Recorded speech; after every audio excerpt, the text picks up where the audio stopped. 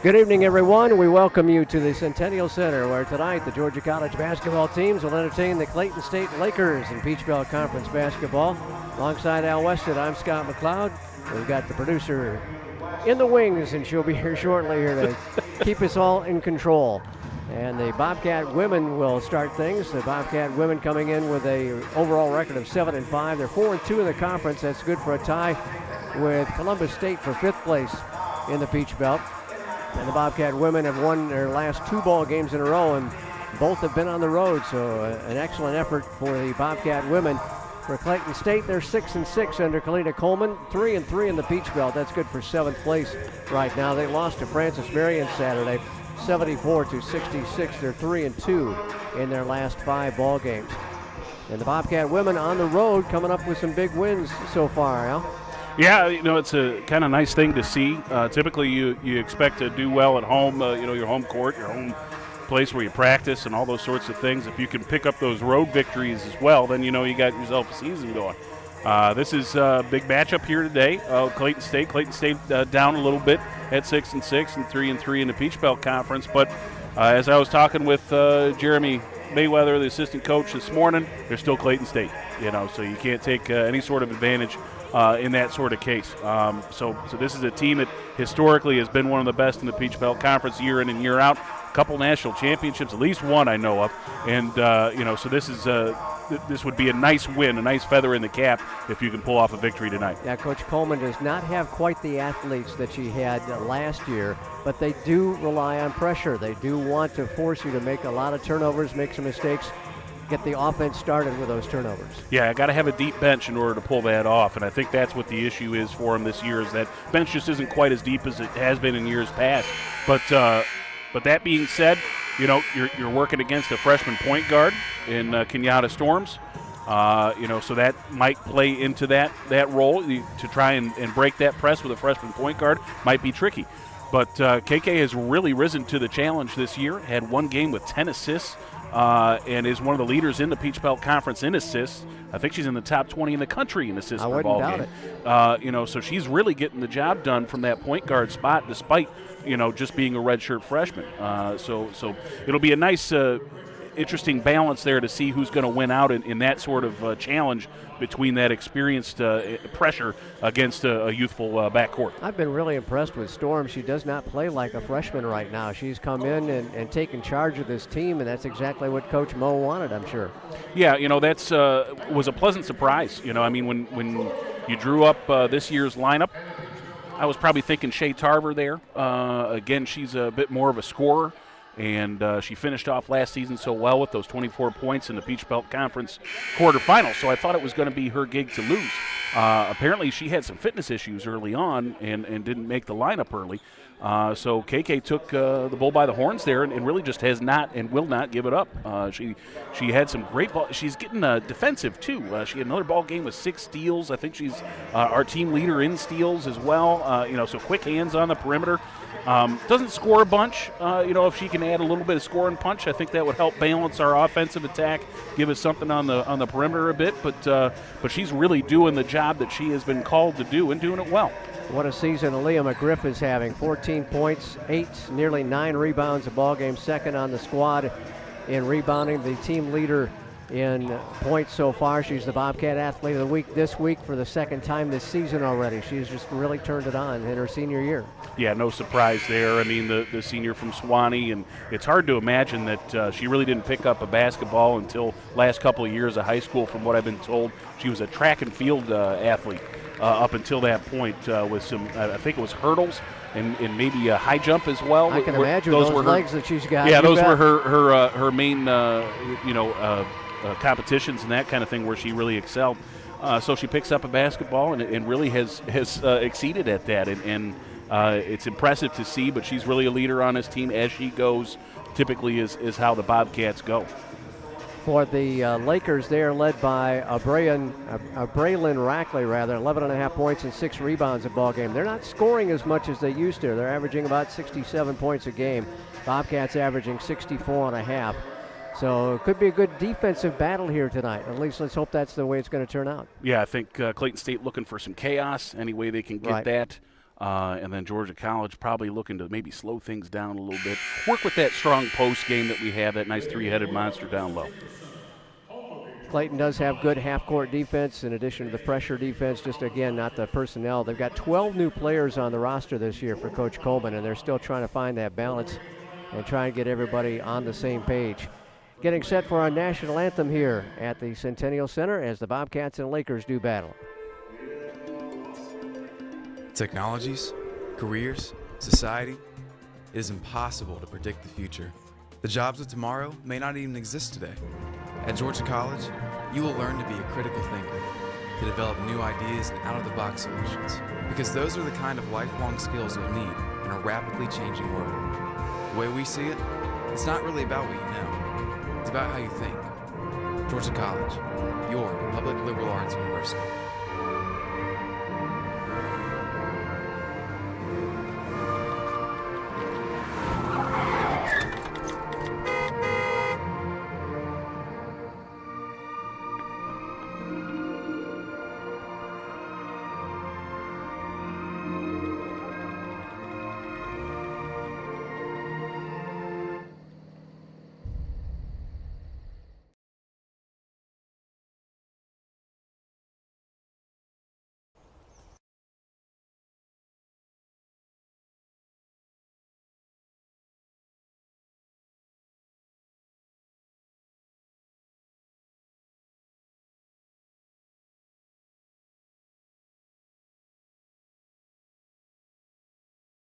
And our national anthem here at Centennial. Got plenty of room for you tonight if you're out and about and want to watch in person instead of on YouTube. Of course, we'd love to have you on YouTube, but love to have you here in the stands because we've got no classes yet for the Georgia College squad, so the student body is not with us. But who is with us is Mr. Al Weston. He's got the starting lineups tonight. All right, we'll start first for the visiting Lakers. Again, 6-6 overall, 3-3 in the Peach Belt Conference. They're coached by Kalina Coleman in her 4th season. Asia Grimsley, the guard junior from Marietta, Georgia. She's a transfer from Armstrong State. Kieta Saunders is a junior guard, 5'8", from Chicago, Illinois. And Tatiana Foster is also a guard, 5'3", freshman from Atlanta, Georgia, and Marietta High School. And then you get to the front court, you got the senior, Breland Rackley, 5'10". She's from St. Louis, Missouri, and a transfer from Darton State College, so in her 2nd season with the Lakers. Then Alicia Meriwether is the other woman up front. She's 6 foot tall, Augusta, Georgia, and a transfer from Central Georgia Tech. For the Bobcats, 7-5 overall, 4-2 in the Peach Belt Conference. Again, coached by Maurice Smith in his 8th season. For Georgia College, the point guards, Kenyatta Storms, redshirt freshman from Alpharetta, Georgia. Also in the backcourt, Brianna Davis, the senior in her 2nd season out of Rock Valley College. She's 5'7". Along the perimeter as well as Sydney Cleveland, the junior, 5'10", from Gainesville, Georgia. And then up front, you have the strength of Aaliyah McGriff with 14.3 points per game, the senior from Suwanee, Georgia, as well as the junior, Erin Drynan from Chicago, Illinois, transferred from Moraine Valley Community College. She's in her 1st year with the Bobcats. Thank you, Al. Those are the starters. The Bobcats, of course, in their home whites, and it'll be navy blue and orange and white for the Clayton State Lakers. Georgia College will be heading toward the north goal, right to left as we look at it from across the benches at Centennial. So GC trying to pick up its 3rd win in a row and move to 5-2 in the Peach Belt Conference. Bobcats in the conference are averaging just under 65 points a game, also surrendering just 62.5 points a contest. So they're getting the job done defensively in Peach Belt Conference action. Meriwether in the jump center for Clayton. McGriff gets the opening tip, and we are underway as GC takes on the offense for the first time. Coming around a screen.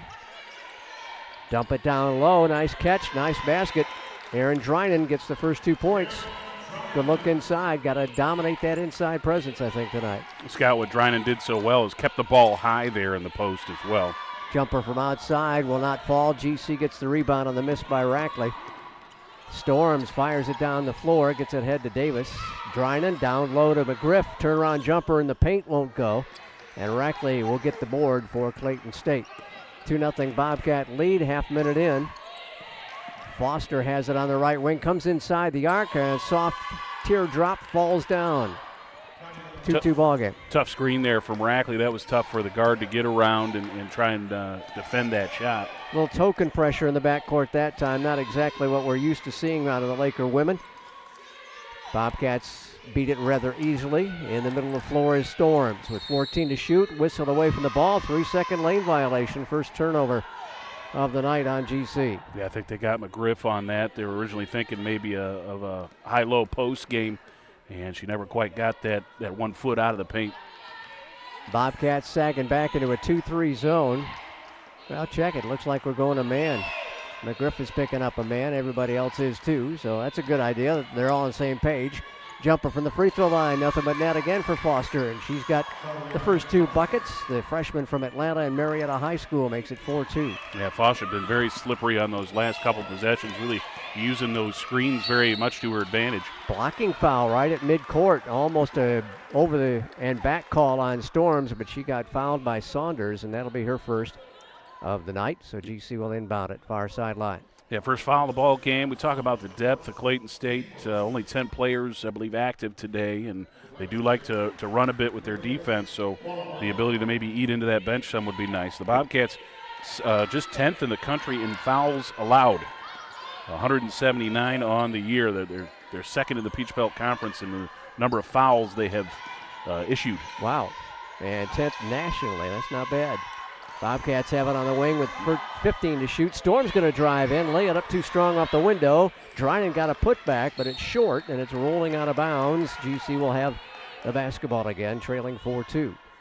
I talked about it earlier where Drinan took that pass in the post and kept the ball high. She did the same with that rebound there, but never really had the ball enough to try that tip in. Storms has to trigger it out between the circles to Sydney Cleveland. Cleveland off the Storms in front of their bench on the far side. Working against the freshman. And here's a jumper straight away for 3. Won't go by Aaliyah McGriff. And she's struggling with the 3-ball shooting this year. 1 for 12 now on the year. Not the shot that Coach Smith wanted. Kind of talking with Aaliyah as she comes back down the floor very early in the shot clock. And while she was open, sometimes there's a reason why you're open, right? Exactly. They let her shoot from out there. Foster drives, kicks it off now to Merriweather. She'll take a jumper inside the arc and pounds it down. Some good hot shooting for the Clayton Lakers. They lead it 6-2. Well, the shots aren't all that hotly contested either. And they just threw it to Greg Stevens, our public address announcer. So Bobcats with a turnover. Not a whole lot of pressure on that play, but the Bobcats with a mistake and their second turnover. Yeah, kind of like a tennis term there with an unforced error of sorts. Really could have held onto that ball fairly easily if made sure of that pass. Foster drives free throw line, drops it off on the right wing, and a traveling violation on Bland, who checks in. Taquana Bland, a 5'6" senior guard from Williamston, North Carolina, transfer from Cape Fear, South Carolina. Scott got to solve this pressure here. Looks like KK's going to dribble through it instead. Beat it down the floor, got it to Drinan, and fumbled away by McGriff, but she recovers. Here's Bree for 3. No, it's a long 2, excuse me, and Davis knocks it in. Cats trail by 2 now. Under 7 minutes to go here in the first quarter. Jumper from outside. It is no good by Foster. And GC clears it ahead to McGriff. One-on-one with Foster. She takes it inside on the freshman and scores. Yeah, utilizing that track star speed right there. That's one of the things that makes McGriff so dangerous is she's a post player that is going to be able to beat just about every post player in this league down the floor. Driving on the left baseline. Got cut off by Cleveland. Kick it back out left wing. 3 away. Won't go. Rebound by GC's Cleveland. She'll get it back to Storms. Storms fires it ahead to Bree inside the arc left side. A little strong on the long 2, and it's tracked down by Rackley. Rackley will get it back to point guard Foster down to the right baseline. Jumper off the right side of the lane. Missed everything. And Storms will claim it down. 6-6 ball game with 6 minutes to go, first quarter. High post it to McGriff. Back outside. Sid for three. She had all night to shoot it. Missed it. Drinan with a rebound. Stick back. Knocked out of bounds. It'll still be Bobcat ball. So Drinan with an opportunity. Close to a foul there on Drinan, but we will retain the possession regardless. Going to get Shea Tarver off the bench as well as Tasia Wright. This second wing with those two, I mean, that's two folks that I thought would be starting for us this year.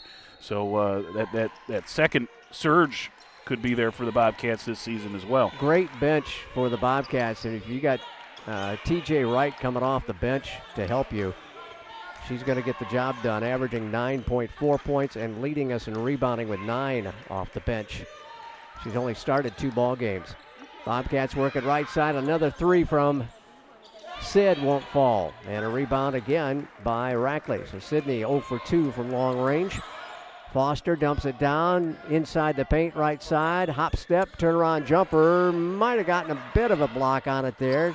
Foster almost saved it, knocking it out of bounds. Actually did, did knock it off of KK there, it looks like. Yep, Storms apparently touched it last, so it'll be Clayton's ball. Lakers 6, Bobcats 6. Almost 5 minutes to go in the first quarter. Left side, Clarity is in the ball game for them. She delivered back up now to Foster. Goes to the free throw line, runners up from 15. That's 3 straight swishes from Foster.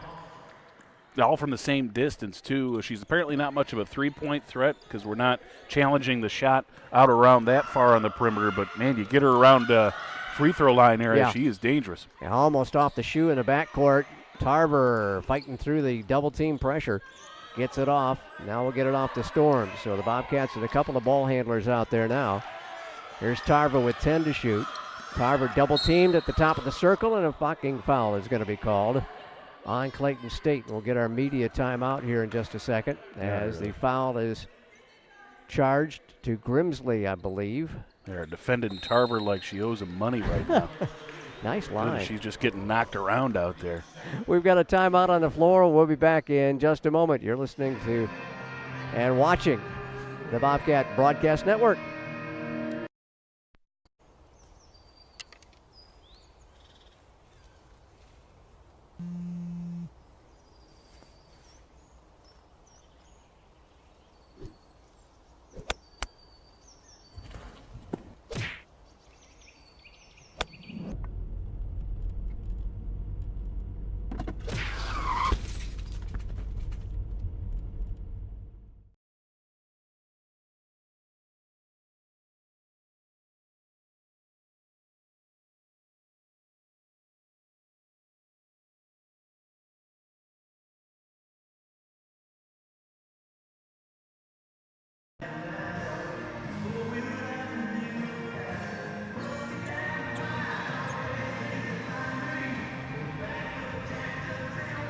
As we get back to action here, taking a look at the numbers, the shooting numbers are really what the difference is here. It's just a 2-point difference at 8-6, but Clayton State just doing such a better job from the field at 4 of 9, 44%. And they're getting better chances, it appears to me, too. We're settling for some contested long-range jumpers while the Clayton State folks are knocking down the open looks. Bobcats get Kiana Wesley in at the guard. Wesley, a freshman from Pearson, Georgia. There is Tarver. Tarver traveled as she took it into the paint, tried to spin around a couple of Laker players in the paint, and Georgia College commits its 4th turnover already. Yeah, it looked like she was trying to draw a foul there as well, get herself a trip to the free throw line. Couldn't do that. Instead got the turnover. Hayes is in the ball game. She drops it off to Bland, and Bland's shot is way off the mark. GC with a rebound. Kenyatta Storms double team, needs some help. Gonna lob it ahead now into the left corner to Wesley. Down the left baseline to Wright. TJ dribbles up on the wing toward the top of the key, now off the Storms. 4 minutes to play in the first quarter. Bobcats trail by 2 at 8-6. Storms back and forth, now back up to Wright. Wright with a drop step, and she walked with it. Got a Laker on her hip and tried to get around her. Took a little extra shuffle step down there. And the turnover gives the ball back to the Lakers. So the Bobcats with 5 mistakes already in the first 6 minutes. Yeah, that's probably about the number they were shooting for the entirety of the first half. I would imagine. This is a team that gives up a lot of turnovers, and Coach Moe was really concerned about the turnover machine that they had against Pembroke, and they weren't really forced into any mistakes this past Saturday. Up top, they're working around. 3-second lane violation. Somebody camping out too long in the lane for the Lakers. That must be a point of focus for our officials today, is you typically can make it through a basketball game without seeing that called once, and we've already seen it twice here in the first quarter. Yeah, it used to be called all the time. I'm talking back in the Stone Age of basketball, but now with everybody moving so much, you hardly see that lane violation. Valencia Johnson, a junior forward from Hoover, Alabama, has checked in for them. We get it ahead to Wesley, and she'll bring it back up to the free throw line area. Got a couple of former Armstrong State players, one on each roster, active today, as Wesley and Asia Grimsley, the junior for Clayton State. Down low, she waits for traffic to clear, and TJ Wright knocks it off the window to tie up the ball game at 8. Good presence, smart play down low by TJ. Yeah, no surprise there. Wright is a very intelligent player and a very hard-working basketball player. As a senior, she will be definitely missed at the end of this year. Bland takes a long one, misses it. It's tipped out of bounds off of Wright, so it stays at the south end and in possession of the Lakers. Bree Davis will check back in. Also back in for them is Foster. Storms gets her first breather for the Bobcats. 2:47 left first quarter. Low-scoring affair, just like we thought it probably would be with all the defenses. They'll kick it out top, and it's knocked away by TJ. Wright going to take it one-on-one. Now she has to wait and gets it off the Tarver down low. It's McGriff wide off the mark. Ball knocked around, hit the back of the backboard on a contested shot or contested pass out. Well, I guess they're saying that the Clayton ball player had thrown it off the back of the backboard because it's Bobcat basketball here. Don't usually see backboards come into play from behind. No, not very often, especially from the defensive side. Exactly. Bobcats with the ball, 15 to shoot now. Tarver with a good move, got around her man, puts it up short, and a rebound taken by Brackley. GC's shooting has gone a little bit cold here. It's an 8-8 ball game. Foster will drive, take it back to the top of the circle. The elbow jumper off the window, knocked it down again. She's got most of their points in this ball game. She has 9 of their 10 points. That can't be right. I think she has 8 of the 10 points. 8, yes. And they'll throw it away again with the Bobcats. Greg's going to get it. I was getting out of the chair just in case. The old man can move. Got getting to the action there. There you go. GC was going to throw it right to me. Yeah, Foster's got 8 of the 10 points here for Clayton so far, and it's been largely the same play every time, working herself off a screen and finding herself a spot in a zone. Just sort of a weak spot, and putting up a mid-range jumper. She's just been deadly from that range. She's already a point above her season average, 6.8, and it's stolen away from her by Bree Davis, and then she steals it right back again. Almost an over and back. Going to drive, kick it off on the left baseline, driving in left to right, shot up short, and the ball will be off a Laker. GC will get it back again, trailing by 2. A wild series of events there as Davis stole it from Foster, and then Foster stole it right back again. Davis making good decisions. We're having a little bit of trouble with the decision making right now. And there's a poor decision right there. Tarver just threw it right to Bland. She'll cut in for a right-hand layup, and it's a 12-8 lead, their biggest advantage of the ball game. I know there's only a minute and a half here left, but I got to think Coach Smith real close to a timeout call here, just sort of to regroup and start talking about those decisions. TJ dribbled it off her shoe, recovered it. Now back up top to Tarver. Shea drives left to the lane, pulls it back out on the wing. One of the things we're seeing too, Scott, is that even when we get in the half-court set, we're still frantic. Like we're trying to break a press. Slow it down and run a play here. Tarver drives, got the contact, and will go to the free throw line. It'll be the third foul in the quarter on Clayton with exactly 60 seconds to play. Bobcats hanging with their MO of 0 fouls here in the first quarter. And I can't think of one really where it's where they got away with one either. I agree. Looks like Tarver has hit 9 of 10 free throws this season for a good 90% there. That's good math right there, Scott. Nicely done. Thank you. Even with my Western Michigan University degree, that old Michigan education comes back. Free throw good by Tarver, as they will check out Johnson and Bland. Hayes returns for the lineup for them. Scott got a full slate of Peach Belt Conference ball games here today. Second one also good. It's 12-10. Yep, we're back in action. Full time now. Just about everybody's only going to be playing conference games the rest of the way out. Yeah, it looks that way. 55 seconds to go. It's a 12-10 Clayton lead. They've got the basketball. Driving in is Foster. She finally missed. GC got the rebound. Nice rip down by McGriff. Really strong to the basket. Drives down the floor and throws it away. Here come the Lakers back to the south end. It's taken away again. Davis with a pick. I feel like whoever has the ball last is going to win today. It looks like it. I feel like I'm watching a tennis match instead of a basketball game where they're going back and forth like this. Next going to be sore tomorrow. Indeed. Outside, Storm's going to pump a three, and it's partially blocked out front. Recovered by TJ off the front rim, and they get the rebound with 14 seconds to play. Yeah, Wright wanted the foul there, didn't get the call, and she was complaining on her way back down to the defensive end here. Down to 5 seconds in the quarter. Driving again is Foster. She fires it up there and misses it. McGriff with the rebound off to Storms as the horn sounds. So despite all the mistakes, the Bobcats are within 2 at the end of the first quarter. It's Clayton 12 and Georgia College 10. And we'll be back with the second quarter in a minute on the Bobcat Broadcast Network. Na, na, na, na, na. I love you so. I love you. I love you. La la la la. La la la la la la la. We're here. Yay! It's a short drive from your neighborhood to your naturehood.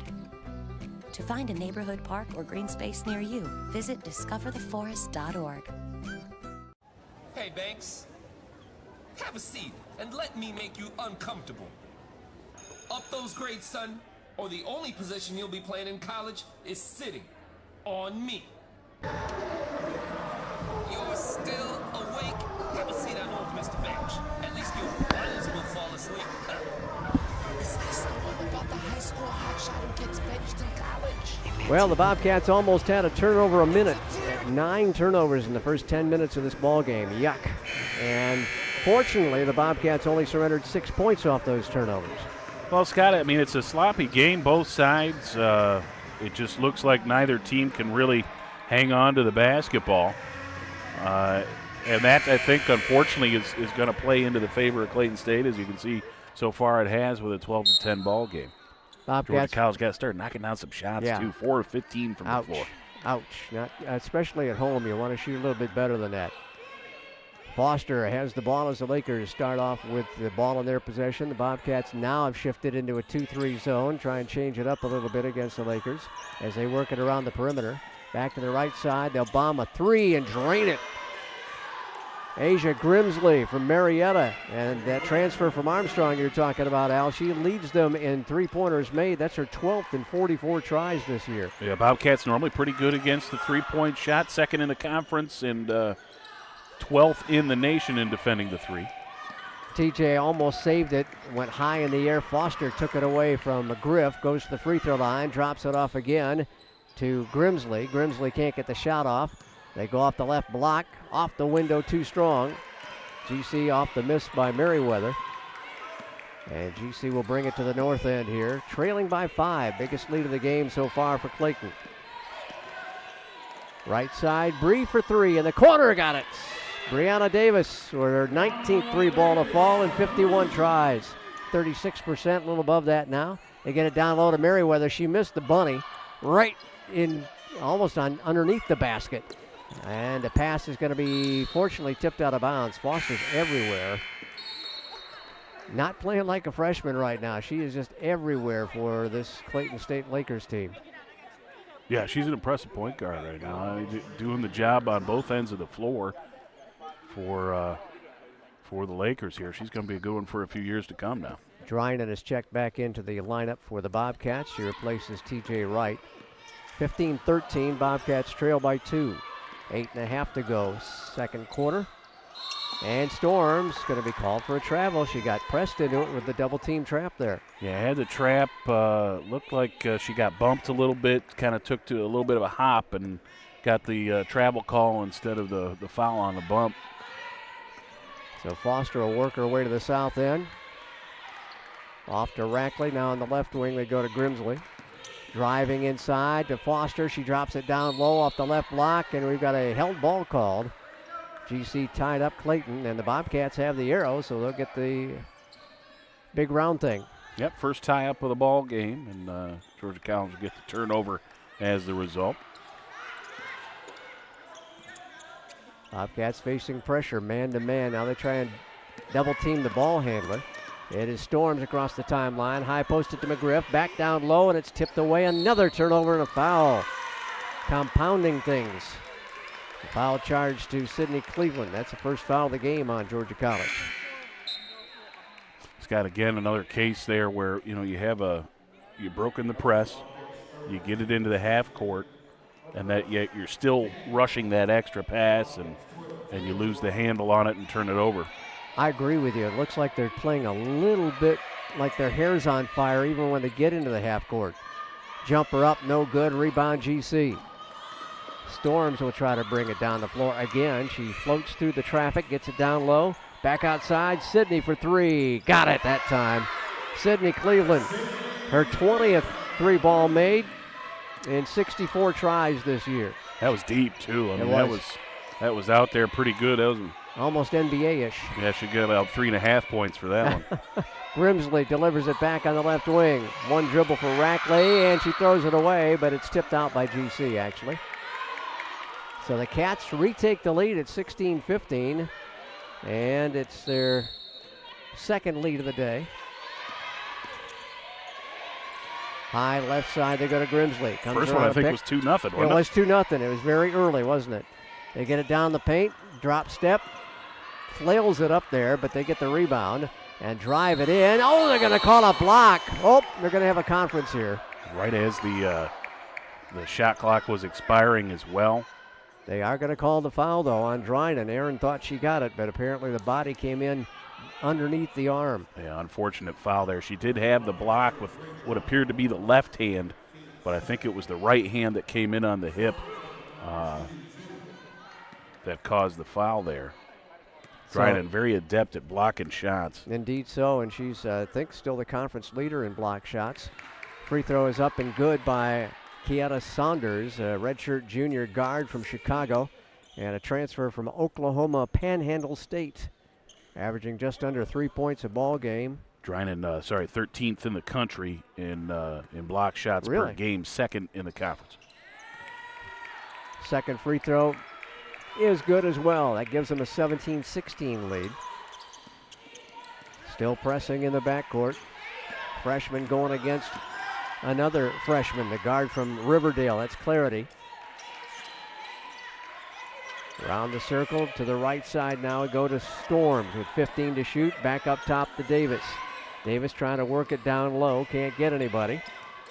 We've got McGriff on the bench right now. Driving is Storms. She fires it up there, and the prayer is answered. Holy smoke. She almost flung it up there too late. KK very much out of control there. I think she took about 5 steps instead of the 3 that would normally get you to travel. She picked up her dribble about the free throw line. That was a lot of ground to cover. 3 ball away by Grimsley is short.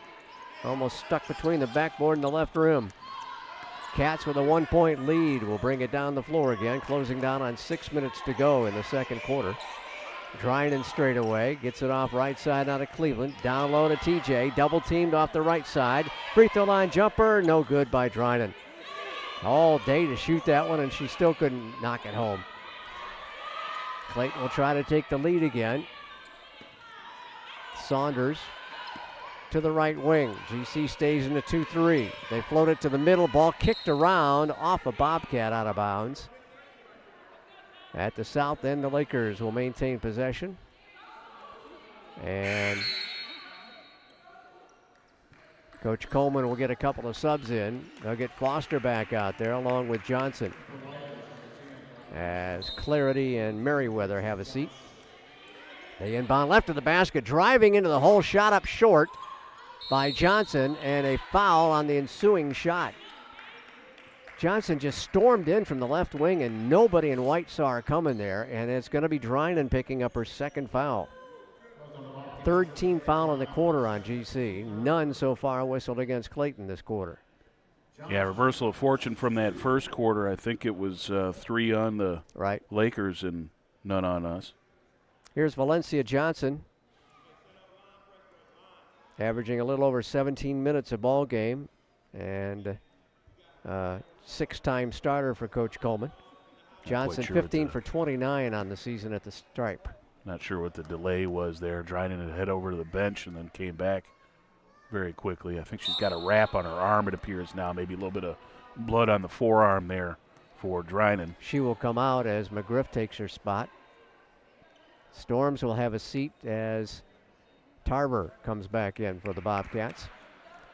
So Johnson will try to hit 1 of 2 at the stripe and puts it up, and that one won't go. 0 for 2, a good foul for the Bobcats. Get the rebound.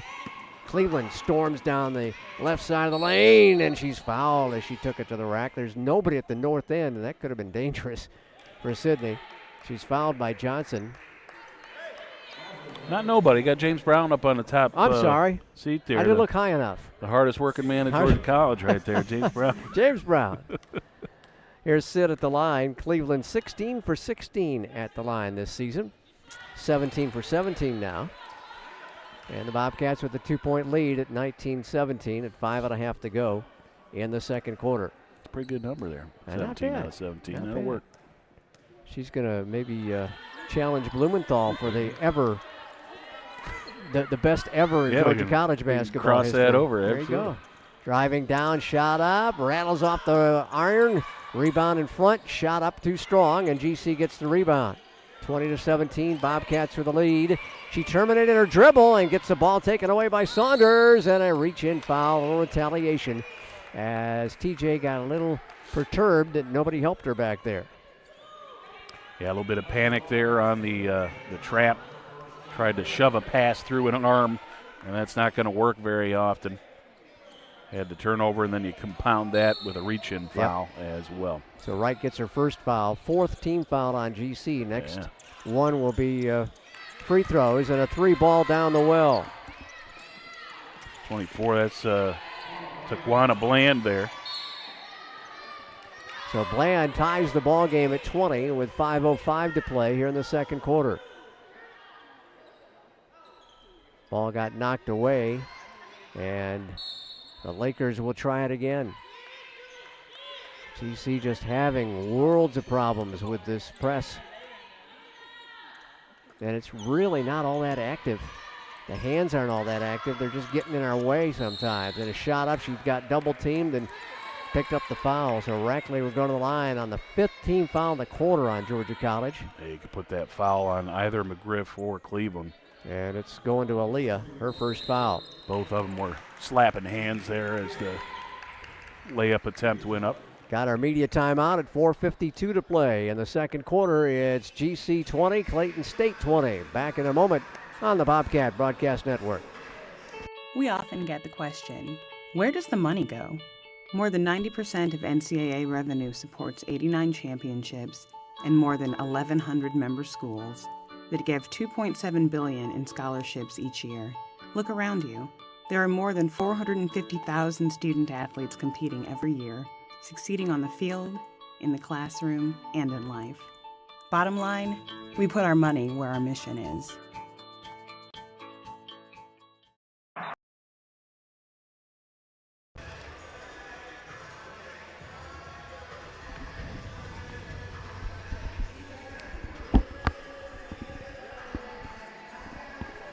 Well, 5 more turnovers for the Bobcats already here in the second quarter, up to 14 for the ball game. The Bobcats are averaging 18.3 a contest, and the madness has got to stop pretty soon here, or they're going to get taken to the woodshed. Yeah, Georgia College now actually out shooting the Lakers 37% to 31% from the floor, but it's those extra chances they're getting from the from the turnovers. That turnover difference is 14-5. I mean, that's almost 10 more chances with the basketball. The points off turnovers could be much worse. It's just 9-4. But still, that's plenty, enough to provide a difference here in a tie ball game. And it's Rackley at the line, 19 out of 21 for the senior from St. Louis, Missouri, and she drops home the first one to give Clayton the lead back again at 21-20. Rackley, up until that point, had missed everything. 3 field goals, including 2 from long range. Transfer from Darton State from Albany hits the second one. It's 22-20. Double team trend. Davis gets it back to McGriff. Got it to get it across the timeline, and just do. We'll get it down low to TJ. We beat the press that time and got it low to TJ off the right block. Yeah, Clayton didn't make a good adjustment into the half-court defense there. Looks like we're getting that 2-3 zone now, Scott. 22 all with 4.5 to go before halftime. Foster straight away. Get it right side. They'll launch a 3 and drain it again.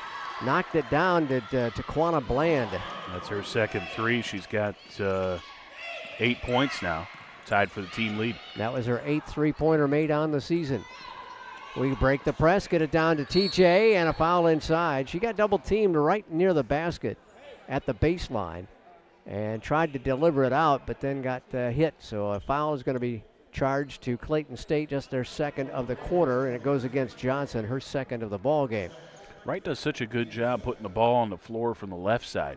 She is right-handed, but as a post player, she's really got a strong left-handed dribble that allows her to cover some space down low, and she used it there. Somebody taught her very well in her formative years to use that left hand and able to be a ambidextrous player type. Yeah, I think she actually uses the lefty dribble more than I've seen going to the right-hand side. I remember a couple of ball games ago, I had to wait for a free throw to make sure that she was indeed right-handed. First free throw falls, second one goes as well. The Bobcats are back within 1 at 25-24. As Wright, a 67% free throw shooter, bagged them both. Bobcats 6 of 6 from the free throw line in this ball game so far. That's helping keep them in it. Top of the circle again, driving down the left side of the lane, and McGriff knocked it out of bounds. A block for Leah. That will be her 11th of the year. Not quite a block a ball game for her. Aaliyah starting to climb the charts in career blocks at Georgia College. She's inching her way toward the top 5 in school history. They got it inside, and she got pushed from behind, apparently. So Rackley will go to the line and charge that foul to Kenyatta Storms. First foul of the night on KK. That's 6 on the Bobcats here in the quarter. Yeah, 2 shots coming for Rackley. She is 2 for 2 from the free throw line today. And knocked that one down. Rackley with leading the team with 6 rebounds. Second one is also good. She is their leader in boards with 6 a ball game. No one else has more than 1 on the squad. 27-24, GC down by 3. Here's the pressure once again. Get it off to Storms. High post it to TJ. Get it down low to Shea, and Shea is fouled as she went down the baseline left to right. Excellent job by Shea Tarver, recognizing that the defense was going to be a little bit late getting there, and she was able to get down to the spot first and was fouled. So Tarver, after the foul on Foster, will be at the line. Shea, again, 9 of 10 for the junior from Covington. But she misses the first effort. And it's still a 3-point deficit for the Cats with 3:33 remaining, and she'll bounce that one around and drop it in. So Tarver gets 1 of 2. Cats trail by 2. And a whistle. I think we had shot clock issues. Only 1 second went off the shot clock. Bobcats trying to improve our 4-2 conference record. Tied with Columbus State with 5th place in the Peach Belt Conference. Clayton State is 7th at an even 3-3 in conference play. Still waiting to make sure everything is set with exactly a minute to go before we catch the intermission here. Don't know what the delay is. They still haven't worked that shot clock any lower than 29. Now it's finally cooperating over there. And it's at 27. Oh, okay. It's 3. I thought we were a little bit more than just a minute to go before halftime. Jumper away for 3. Glass ball. Rebounds way outside to Tarver. Tarver with McGriff ahead of the pack, and she'll lay it up with the right hand too strong. She was off balance, caught it with the wrong hand, and tried to put it up, and GC still trails by 2. Here's Foster floating one up there. It won't go, and it settles on the baseline out of bounds to GC. Bobcats had a chance to tie it. McGriff caught the ball a little bit late coming down the floor and tried to get her right hand in position to make the shot on the layup. Here's Tarver, double team, gets it off now to Storms. KK back to Shea. Shea on the left elbow will dribble it out between the circles now. 2:48 and 13 on the shot clock. McGriff, free throw line jumper away, in and out. And a rebound taken by Bland for Clayton State. They have a chance to extend their lead on this trip down to the south end. Slowing it down is Foster. She hears from Coach Coleman what the play call will be. Delivers it on the left wing, back up top against the 2-3 zone. Right wing they go to Saunders, back straight away, down the middle. Now they go to Rackley, up, under, and in. She got McGriff to commit, leave her feet, get off the floor, and Rackley makes it 29-25. That'll give her 6 points. Closing down on 2 minutes to go in half number 1. Cats trail by 4. Davis to McGriff. Left side now to Storm. She'll dribble it out between the circles again. Off to TJ. Now here's Aaliyah. The senior from Suwanee delivers it off. We get it down low to McGriff, Wright, and to Asia Wright. Easy lay-in again. Boy, she did a great job of getting open. 29-27, minute and a half to play. Working it around. Driving is Foster, kicks it out right side. Three-pointer too strong. Rackley gathers the rebound, and a traveling violation is going to be called. She took that extra step to try to get away from McGriff and get an easier shot off. Here's Dale Attaway, only her 3rd ball game of the season. The sophomore from Tifton has been battling some injuries. Coached at Tift County by former Lady Colonial Julie Connor. Under a minute and a half with 1:27 left. GC with a chance to tie or take the lead. Tarver, Storms, Davis, Wright, and Attaway on the floor.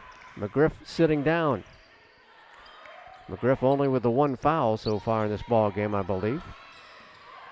GC works it down. Here is Shea Tarver with a nice drive. Got the layup to fall. We're tied at 29. 1 minute to go now. Foster dribbles right side, across the top of the circle pass, back to her on the right wing, and she tried to throw it in there to Rackley, and it's picked off by Storms. Storms ahead of the pack to TJ. TJ with a layup, too strong again. That is about 3 layups the Bobcats have missed tonight. 40 seconds to go before the break. Clayton will have most of this 40 seconds to work with. There's 13 seconds between the shot clock and the game clock. Right baseline they go. Kick it back up and just threw it away. Oh, she thought somebody was going to be on the left wing, but instead she throws it to the Bobcat bench. So GC will have the final 25.9 to work with. They will get Brittany Hardiman in for the first time, a freshman from Phoenix, Arizona, as she's on the floor for the Lakers. Also saw Clarity check back in, I believe. Bobcats trying to break the press and get one more shot off here to take the lead at the break. Here's Bree on the left wing, sideline. Back to the GC logo in the floor. 14 seconds to go before the break. Bree Davis trying to break down Clarity. Gets around her, stops on the right elbow. Back up top now to Tarver. Tarver drives, 4 to shoot. Shot partially blocked. TJ got it back again, hit the bottom of the basket, and it rolls out of bounds to the Lakers. The clock stops with 1/10 of a second remaining. Now it's the Bobcats' ball. We get it into Tarver. She got it away. No, it would not have counted. She did not get it up in the air before the horn sounded. So we're back at dead even, just like we started this ball game. It's a 29-29 contest between Georgia College and Clayton State in this Peach Belt Conference ball game at the Centennial Center. Glad to have you with us on the Bobcat Broadcast Network. The men's game will follow here tonight. And we'll get the statistics to you in just a second. Check out some other ball games going on tonight. Young Harris at North Georgia, Columbus State rather, at Georgia Southwestern.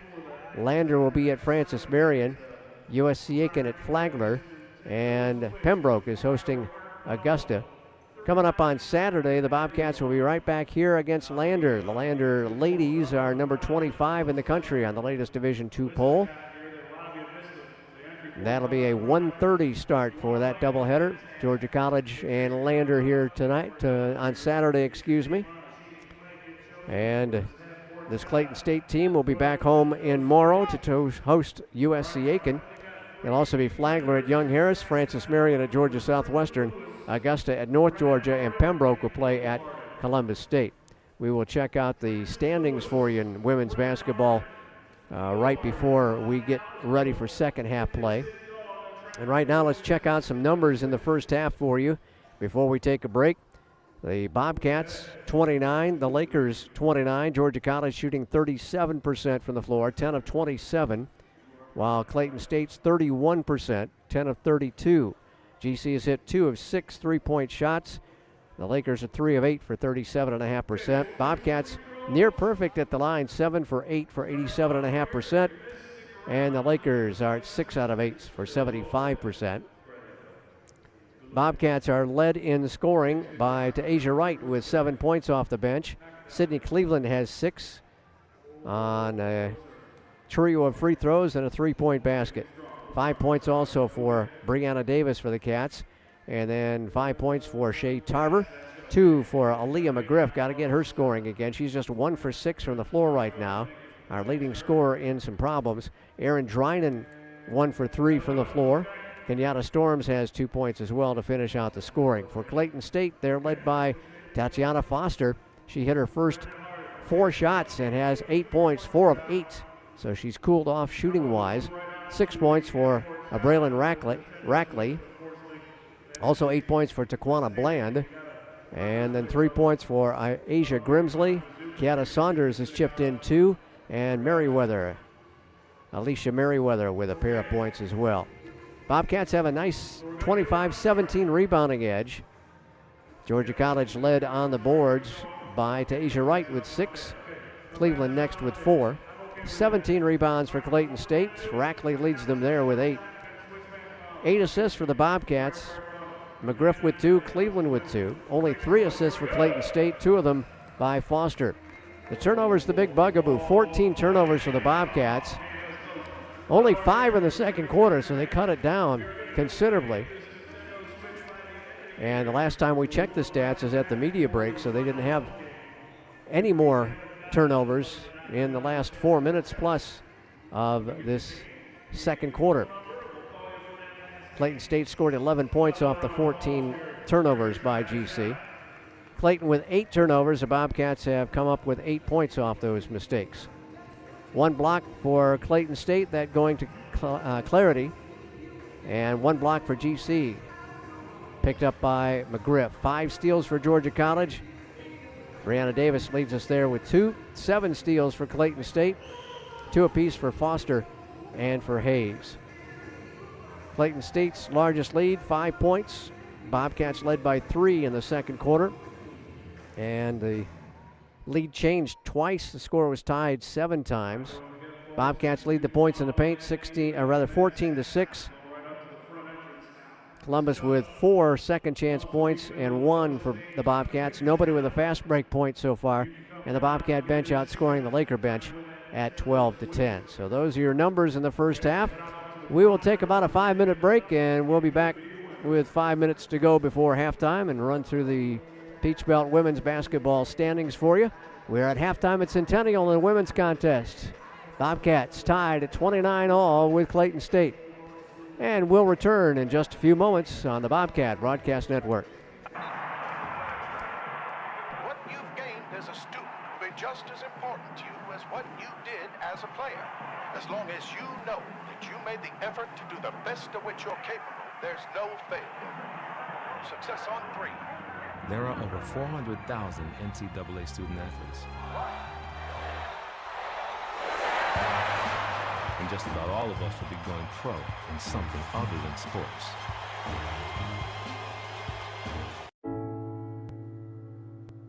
I guess sometimes things just happen. Devastating things. Your whole world changes in an instant. That's what happened to me the day my mother had a stroke. I'm Paul George, and I want you to spot a stroke fast. F, face drooping. A, arm weakness. S, speech difficulty.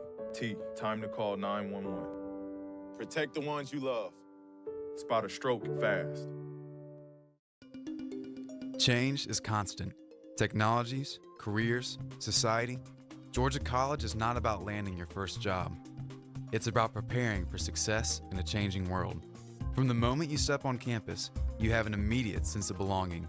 At Georgia College, learning takes place all around us. Our students are critical thinkers, ready to graduate into a complex world. Georgia College, your public liberal arts university. Technologies, careers, society. It is impossible to predict the future. The jobs of tomorrow may not even exist today. At Georgia College, you will learn to be a critical thinker, to develop new ideas and out-of-the-box solutions, because those are the kind of lifelong skills you'll need in a rapidly changing world. The way we see it, it's not really about what you know. It's about how you think. Georgia College, your public liberal arts university.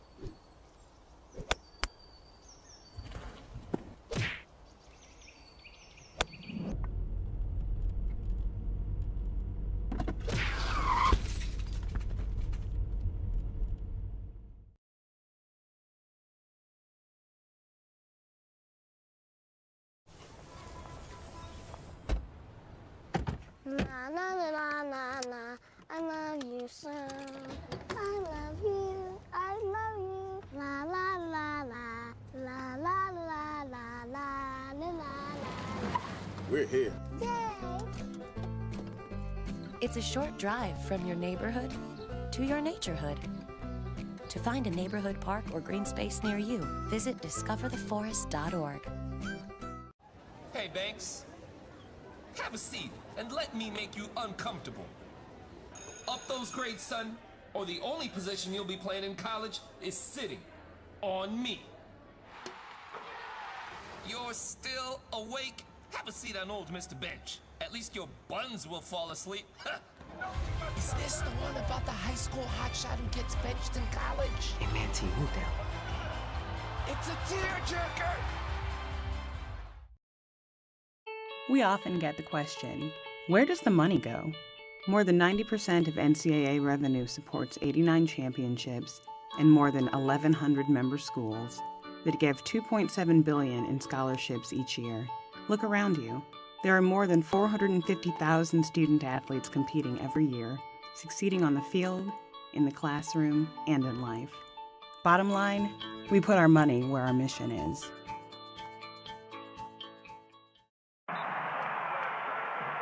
What you've gained as a student will be just as important to you as what you did as a player. As long as you know that you made the effort to do the best of which you're capable, there's no failure. Success on 3.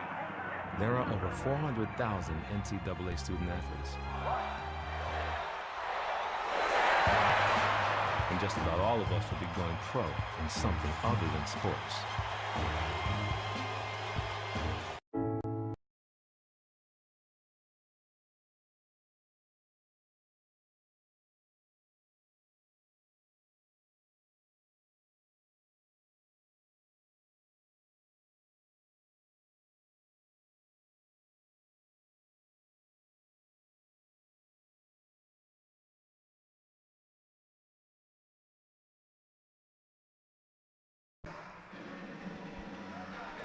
Back with you inside Centennials. We get set for second half play. We'll check out the basketball standings in the women's side now.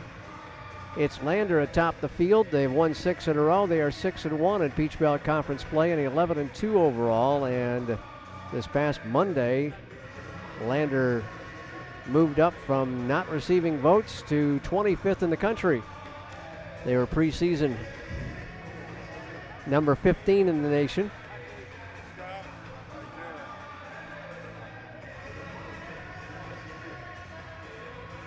Flagler and Francis Marion are tied for second at 5-1. Flagler has a 7-3 record overall. Francis Marion has ripped off 5 wins in a row, and they are 8-3. And by the way, that 6-game winning streak by Lander is the longest in the conference right now. Also, North Georgia tied for second place at 5-1, 10-2 overall. North Georgia's won 4 in a row. And then come the Bobcats and Columbus State at 4-2 overall in the conference. The Cougars are 6-4. That's hard to believe, but they are 6-4 on the season. And GC, of course, 7-5 coming in. Then comes Clayton State at 3-3 and 6-6 overall. Young Harris is next at 2-5 and 5-9 overall. Three-way tie for, what is that, 9th? Yes, 9th in the conference. Augusta, Georgia Southwestern, and UNC Pembroke have identical 1-5 marks. Augusta stands at 3-7 with 4 losses in a row. Southwestern has dropped 5 in a row. They're 4-6 overall. Pembroke with a 3-game losing streak. They're 3-7. And Aiken has the longest losing skid of all. They have lost 7 games in a row. They are now 3-9 on the year and 0-6 in Peach Belt Conference play. Again, the Bobcats will be back here at Centennial on Saturday to host Lander. That'll be a 1:30 tip-off between the Bobcats and the Bearcats, the number 25 team in the country. Wayne from Columbus is the Peach Belt Conference scoring leader at 22 points a contest. Chandler is second at 19.5, and then Fulmore from Francis Marion is at 19, so they got a 1-2 punch with 19.5 and 19 points apiece. Odabi from Flagler is their leader in the conference in score and rebounding at 10.1 a ball game. TJ Wright is second in the conference, and Aaliyah McGriff is fourth in the Peach Belt Conference in rebounds per ball game. Got a couple of minutes before we get the second half underway, I should say, and we're all tied at 29 apiece. The Bobcats again cut back on their turnovers. I don't know if they got pressured as much as they had in the first quarter, but the second quarter they were able to control the basketball a little bit more, and they only had 5 turnovers in that second quarter. So hopefully they have solved the riddle of getting the ball through the press of UNC Pembroke. Well, Scott, that's going to be a huge part of the game plan moving forward, is to find a way to bring those turnover numbers down a bit. The more you give the ball to the other team, the better chance they're going to have, I just think, as kind of a general rule. So you see, like you said, they kind of shorted up a little bit in the second quarter. Hopefully they'll continue to move in that direction and start to pull away from the Lakers here if they take just better care of the Pumpkin. Well, that's one of the big keys. Just take care of the basketball and also take care of the board. So far, so good in that regard. They're leading the rebounding battle at 25-17. They have 8 offensive and 17 defensive rebounds, while Clayton has 7 and 10 respectively there. We've got to get Aaliyah McGriff off the schneid a little bit here. She's only taken 6 shots. She just hit 1 of them and just has the 2 points here. So the Bobcats' leading scorer is struggling, at least in the first 20 minutes of action. It will be Clayton's ball to start the second half. They'll head right to left toward the north goal here at Centennial in the second half of action toward their bench. Getting ready for the second half play. We'll see who Mo's going to send out for I imagine he'll probably go with the starting crew there. That's the typical group to get things going in each half. And while they didn't, they weren't the ones that had the most success. We'll see if maybe they can learn from that second unit of how to get through this press without issue. It will be the starters coming back out to start the second half of play. Cleveland, McGriff, Davis, Storms, and Dryden for GC. And Clayton will send out their starters as well. Saunders, Foster, Merriweather, Grimsley, and Rackley. And we are underway as they get it inbounds to the freshman spark plug. 8 points for Foster. She hit her first 4 shots, missed her last 4. Yeah, she was the story of the first quarter for sure. Really helped them get out to that early lead. They throw it to the top. Merriweather against the 2-3 zone again for the Bobcats. They're going to take a long 3 in the right corner, won't go. McGriff gets the rebound. She get it off to Storms. Now they drop the press back, and Grimsley's just going to go one-on-one against KK. Comes around a way outside screen. Now she's double teamed as she picked up the dribble, gets it off to Davis. 15 to shoot. They are very good at pouncing after you pick up that dribble. You almost always have 4 hands in your face. And that's exactly what happened to Davis. Now here's a jumper left of the baseline by McGriff, and it's an air ball. And Clayton with another chance to break the deadlock a minute into the third quarter. Top of the key to Grimsley. She'll drive left wing, took about 3 extra steps and got charged with traveling. So that's the 9th turnover on Clayton State. See, that's the factor that's really helping us stay in this ball game with all of our turnovers. They're turning it right back. You know, I mean, that's it's in pretty crucial spots as well. And we where they really could pull away from us. Got to capitalize on it. Get it down low to Dryden. She rushed her shot, missed it. Rebound, stick back by Cleveland, missed. And Clayton gets the board. 2 cracks at it, and neither one of them fell. Driving is Foster. She'll kick it off on the left wing. Left baseline to Rackley. Her runner's off the rim. No good. Rebound GC as Cleveland got the board. Got lids on the rims on both sides. Gracious. So far, nobody's made a bucket. A minute and a half gone by, third quarter, and no more points on the board. Storms has it high on the right wing. Picks up her dribble, gets it off to Davis. Davis with the ball fake, gets around Rackley, takes it to the rack and scores.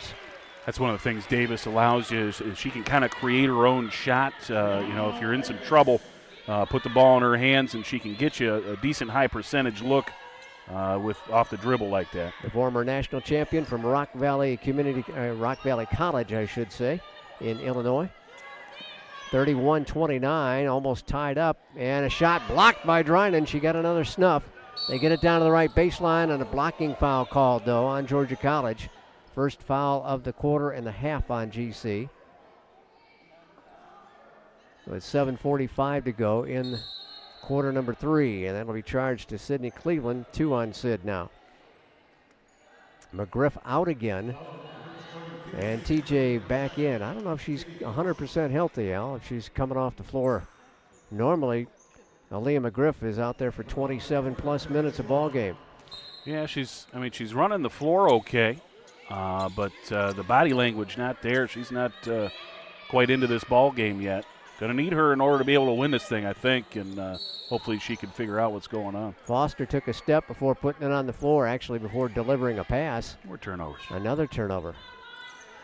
Well, as my old partner, Mr. Muller, used to say, this one fell out of the ugly tree and hit every branch on the way down. That sounds about right. It has been brutal. Oh, double team trap. Davis picks up her dribble, gets it to Dryden, down low to right wide open, gonna lay it in. Break the press, get the easy basket. Nearly turned it over 2 times on the way. Yeah, that just... off the shin, out of bounds. There's another one. There's an unforced error right there, not a Bobcat involved in that turnover whatsoever.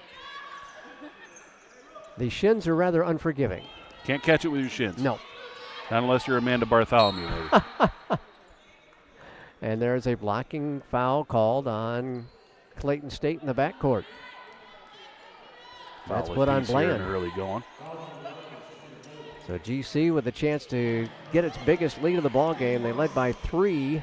Well, they already have their biggest lead. It's a 4-point lead, Scott. That's that Michigan education coming back again, huh? 7 minutes to go, third quarter. Dribbling on the left side, now back to the middle of the floor, get it off to right. Right walked with it. Oh, my goodness. Caught herself in between the idea of putting the ball to the floor and delivering a pass out to the wing. And when you're caught in between, sometimes you take a step there. She did that. So Clayton will try to cut into this 4-point deficit. Up to the top of the circle to Clarity. Clarity into the right corner. Now they posted up on the right side of the lane, and they got past Drynan and scored off the window. That's Hardiman. The freshman gets her first bucket. 33-31. Now down low to Drynan. Drynan catches, gets it off on the right side, and TJ got pummeled as she tried to put that shot up from close range.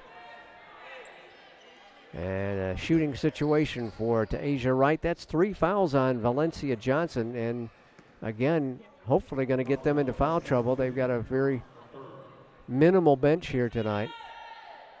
TJ too strong on the first free throw. Rackley will have to come in for Johnson. That's her first miss of the night from the charity stripe. Now 2 of 3 from the free throw line today. Cats will get Shay Tarver in for Sydney Cleveland. Ta'Asia with some box score fill-in type numbers so far, 8 points and 6 rebounds. And the leading scorer for the Bobcats in one ball game earlier this season. She's got an assist, got a steal as well. Only thing she hasn't done is blocked a shot yet. And popped the popcorn too, I guess, right? She's got 4 turnovers as well. She might be going for a triple-double. Let's not get that far into it. We'll keep it 4 there. There you go. The turnover gives the ball back to the Bobcats. They lead by 3. Ball got pushed from behind. There's going to be a foul called. I thought she got a clean ball, but apparently not. It's going to be on Foster. That'll be 2 on Tatiana. And the officials must have found their whistles at halftime in the locker room. The fouls much more plentiful here in the second half. That is 3 already on Clayton in the quarter. 6:08 to go in quarter number 3. Bobcats working it out top now. Here's Davis. Davis gets it down low, back out to Drynan. Drynan, 18-footer, got it! Wow. Little range for the big girl from Chicago. I don't think I've seen Drynan out there very often. That looked pretty smooth right there from right. 5-point lead for the Bobcats. They go baseline, kick it to the left side. Back up top now to Rackley. Rackley, one dribble, puts it up strong. Rebound GC. Now here's Shay Tarver trying to work it against the pressure of Bland. And she'll get it across the timeline. No press that time. Drynan off the right. Left side now to Tarver. Shay dumps it down to Drynan, and Drynan got wrapped up and fouled by Hardiman. Hardiman got an arm on her trying to deny that pass off the left block. And that'll be 4 team fouls in the quarter. First of the night on Hardiman. I got just under 5.5 minutes left in the third, and we're 1 more foul away from shooting for the rest of it. Could be a lot of free throws here in the next 5 plus. Try to get it to right off the fingertips. Foster saves it from going out of bounds. Rackley with an easy lay-in on the right side. Good look from Foster. 36-33 ends the streak by the Bobcats. Lob it and throw it away. Terrible pass. Rackley just stepped up and grabbed it. They get it off the right side of the lane. Back to Rackley. Launches a 3 straight away and knocked it home. We'll go with a 2 there, Scott. Looked like the right foot might have been on the perimeter there. Well, we'll take it. It's only a 1-point lead for the Bobcats after they're up by 5. Get it to Davis. Davis at midcourt. Davis has a 3-on-2. Get it down to the right, and Wright with a lay-in. Wright got the nice pass, and GC broke that pressure. Rackley will try to bomb a 3 this time, and Drynan gets the rebound. She's double-teamed and tied up. GC will have the basketball. Bland just snuck in there and tied up Drynan to force the issue, but Georgia College has the arrow, and we'll have the ball when we come back. 4:19 to play, second quarter. Cats 38, Lakers 35 on the Bobcat Broadcast Network. I guess sometimes things just happen. Devastating things. Your whole world changes in an instant. That's what happened to me the day my mother had a stroke. I'm Paul George, and I want you to spot a stroke fast. F, face drooping. A, arm weakness. S, speech difficulty. T, time to call 911. Protect the ones you love. Spot a stroke fast.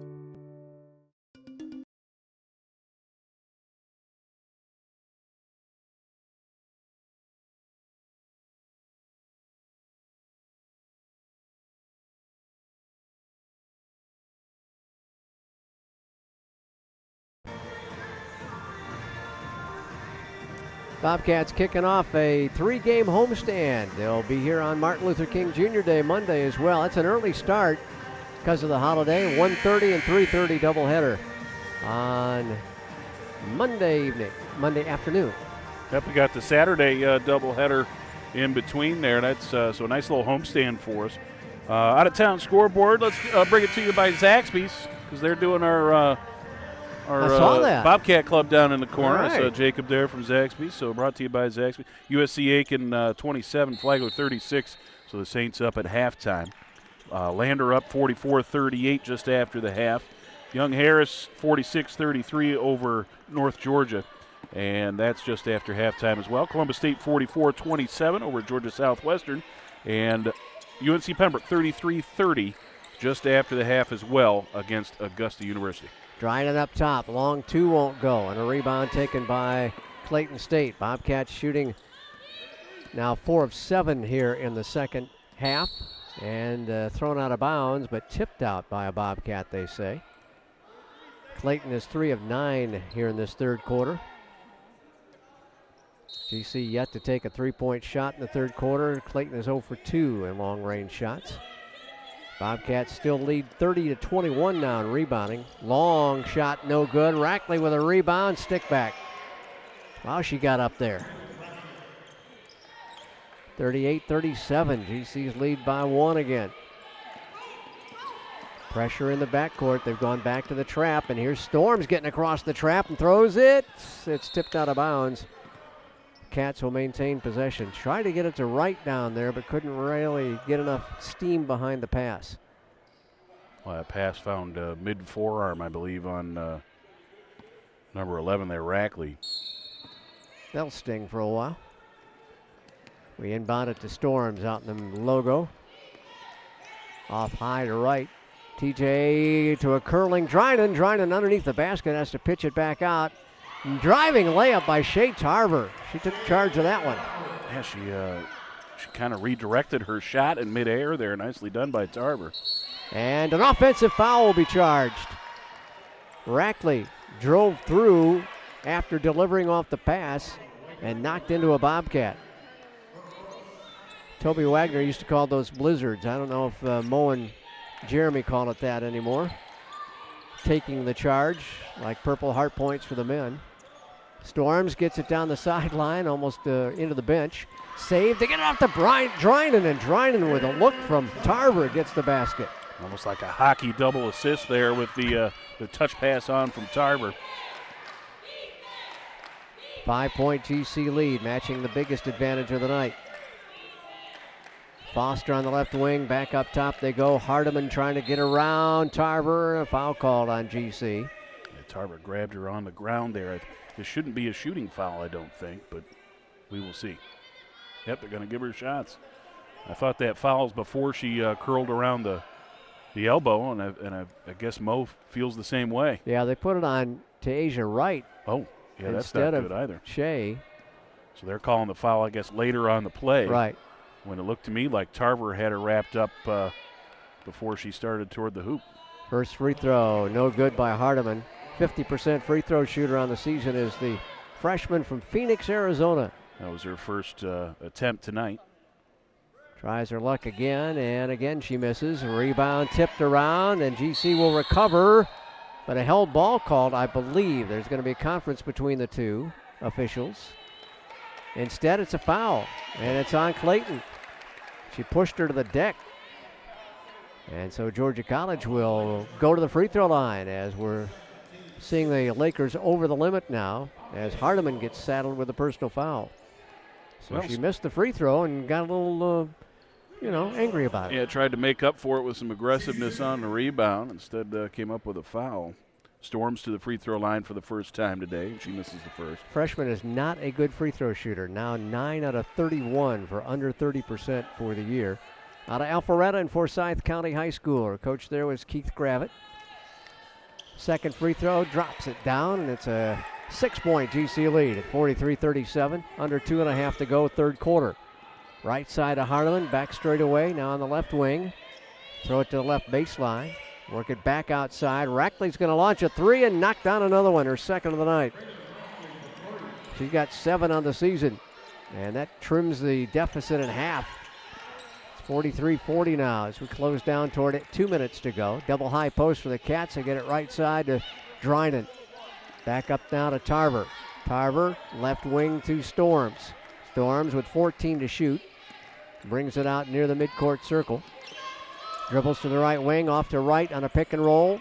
And it's thrown out of bounds. At least 18 turnovers now for Georgia College, and that's the season average is 18. Well, I think, Wright found herself again in between plays there. She wanted to drive toward the hole and then decided at the last second to flip it out into the wing. And I think she really did have that lane to the left side. Right side three by Hardiman, knocked it down. And it's tied at 43, and Coach Coleman's going to call her first time out. Well, this Laker team only shoots 20% from long range as a squad, and they get their first three-pointer of the second half. With 1:29 to go, we'll step away for this break. Tied at 43, GC and Clayton States on the Bobcat Broadcast Network. Change is constant. Technologies, careers, society. Georgia College is not about landing your first job. It's about preparing for success in a changing world. From the moment you step on campus, you have an immediate sense of belonging. At Georgia College, learning takes place all around us. Our students are critical thinkers, ready to graduate into a complex world. Georgia College, your public liberal arts university.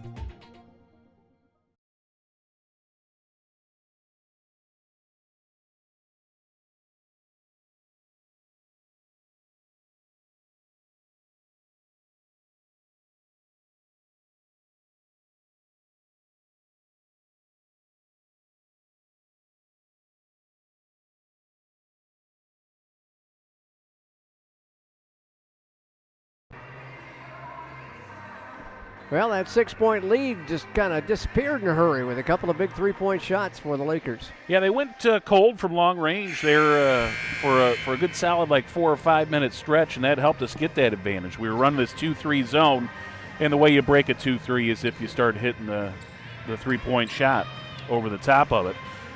So they were missing a bunch, and we started to stretch out our lead a little bit. Now they started making some, and might have to make an adjustment. Maybe we'll go back to man-to-man next time down. We'll see. Rackley with 15 points to lead all scorers. She's also got 11 points of support from Bland. Leading scorer for Georgia College is Wright with 13. Bobcats finally get it across the timeline after the press by the Lakers. Double high again. We'll get it down low to Wright. Wright goes in, puts it up and missed it, but she got fouled. Oh, that would have been great for an and one. Not to be, though. Saunders got her on the arm on the shot, and Saunders picks up her second personal foul. Clayton up to 5 fouls again, so we'll be shooting the rest of the way here. Got Wright at 3 for 4 from the free throw line today. It's a little bit better than the 67% season average, and she's 4 out of 5 as she drops in the first one. Transfer from Atlanta Metro. Yeah, we've had some good ones from that school you up bet. there. Got Scott Ferguson on the guys' side as well as Quinn Bivens. Those guys came around the same time frame. They've had some pretty good basketball up there at Atlanta Metro. Second free throw also good for Ta'Asia Wright out of Denmark, South Carolina. Cats Levert Carter back in the day. I think he came from Atlanta Metro as well, if I remember right. Straight away now left side they go to Foster. Foster almost dragged the foot. Gets it off to Saunders. Back to Foster, goes to the left wing. Got her man in the air, puts up a jumper strong, and TJ will get the rebound. Bobcats come away with it. Fire it down the floor to Shea, and Shea's going to lay it in. Shea Tarver on the left side. Tarver found herself under the hoop, kind of flipped it around with the right hand, almost like a hook shot from underneath there, was able to get the finish. Back to a 4-point lead with 33 seconds to play before the end of the quarter. Back up top, jumper away by Rackley, and she'll drill another one. Rackley now with 18 points. Had the feet set for quite a while there. She was all squared up. Now we're going to throw it away again with 17 seconds to go. Clayton with a chance to take the lead and hold the ball for a final shot in the third quarter. Back out between the circles is Foster with 8 seconds now. approaches the top of the key, still staying on the 2-3. Rackley the hot hand, and it's no good. Rebound by Tasia Wright, then it's taken away from her, and she fumbles at the horn. That's Bland falling to the floor, but she's all right. 47-46, the Bobcats with a 1-point lead going to the fourth quarter on the Bobcat Broadcast Network. Technologies, careers, society, it is impossible to predict the future. The jobs of tomorrow may not even exist today. At Georgia College, you will learn to be a critical thinker, to develop new ideas and out-of-the-box solutions, because those are the kind of lifelong skills you'll need in a rapidly changing world. The way we see it, it's not really about what you know. It's about how you think. Georgia College, your public liberal arts university.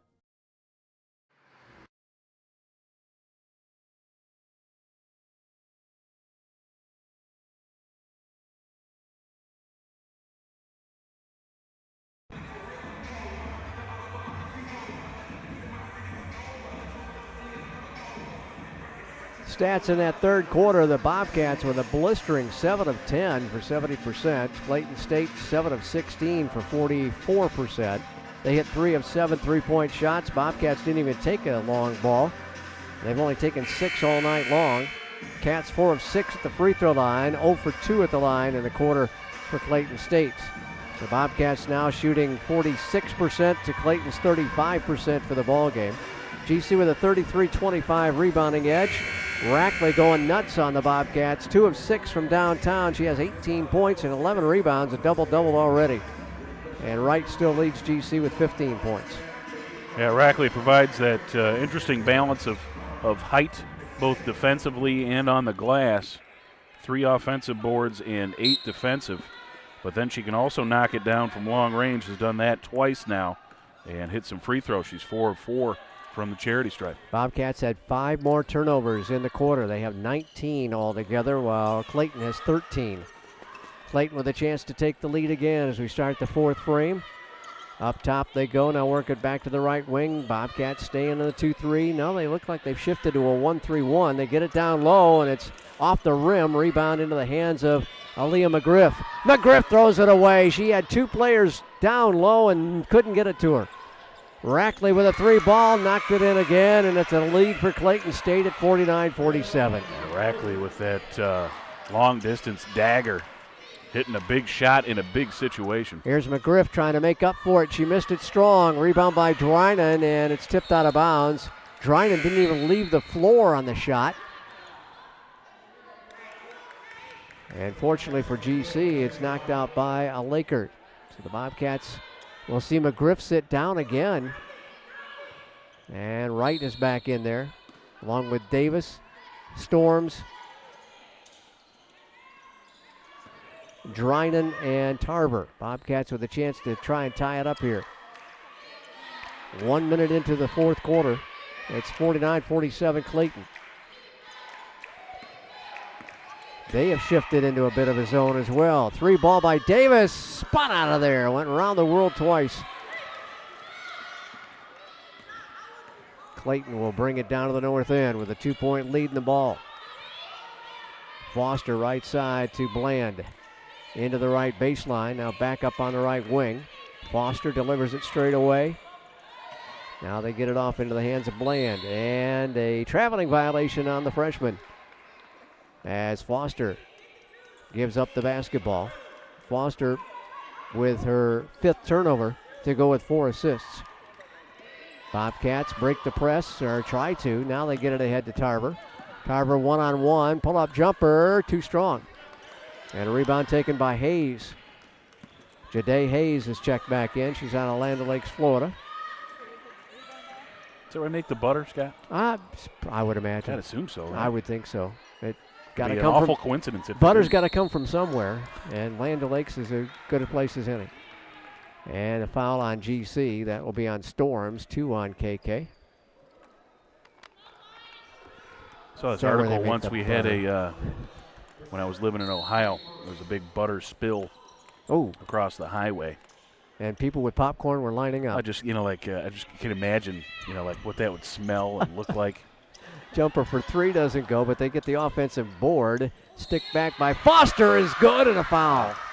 Oh, my. Big play by a freshman. If you're going to foul, you got to be a bit more intentional than that attempt right there. You know, that was just a brief little touch on the off arm of Foster. Now she's got an opportunity here to really put some heat on Georgia College. Davis collects her first foul of the ball game, second in the quarter on GC, and Foster's free throw is good. And it's a 5-point lead for the Lakers to match their largest lead, which came in the second quarter. That was her first free throw attempt of the ball game. She's a 81% free throw shooter coming in. Double team trap in trouble, and it's kicked out of bounds. Bobcats will maintain possession. They are all over the Bobcat guards. Well, we're not doing a good job getting down the floor to receive the ball either. You know, we're kind of getting that three-man trap going where we get the baseline involved as well. They got a 2-on-2, and we couldn't use it. By right there. Yep. I like that. Slow the game down a little bit.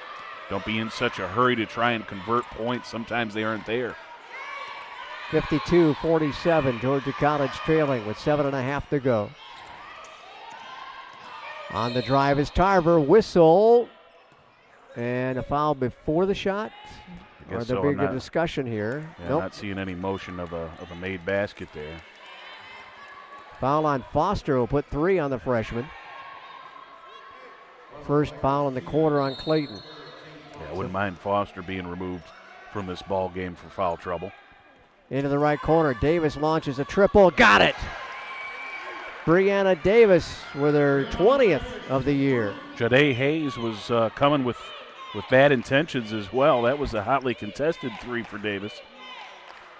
So she has matched Sydney for the most three-pointers made on the Bobcat roster. And the deficit now just 2. Left side, Foster going to drive, scoop it up and score. Quickness right there. Yeah, I haven't seen that from Foster. Foster's been the mid-range jumper all day. That was the first from close range, I think. Driving is Davis, gets it down to Drinan. Drinan lays it in. Good job by Davis to take that pressure off. Yeah, I wasn't sure she had a lane on that pass. It looked like there was some Laker hands in the way, but she was able to thread the needle. They'll go left baseline, back up on the left wing against the Bobcat zone. It appears to be back to the 2-3. Thought it was 1-3-1 for a while. Driving is Foster at the free throw line, kicks it back out. Three-pointer away, well off the mark. And Storms gets the rebound on the miss by Bland. And a foul called as Bland compounds the issue by fouling Kenyatta Storms. And Bland will collect her 3rd personal foul. I think Bland was trying to get the feet set, get in front, get that trap going, and she just couldn't quite get there. Ended up bodying her up instead. I think Mo just called a timeout. It'll be a 30-second timeout, so we'll stay here. 54-52, Clayton on top by just 2 points as GC expends its first timeout of the contest. Back and forth, up and down we go. The Bobcats just can't get much separation between themselves and the Lakers, and that defensive pressure and the inability to hold on to the Pumpkin. Yeah, the story of the second half has been making those threes now for Clayton over the top of the zone. That zone seemed to be the answer in the early going, but we haven't been able to get the hand in the face of that three-point shooter, and those started to fall a little bit, and Clayton starts to take over. Georgia College, the last couple minutes, has done a pretty good job on that press, but again, as I mentioned briefly, when you receive the ball so closely to the baseline, it almost becomes like a third man there on the inbounds.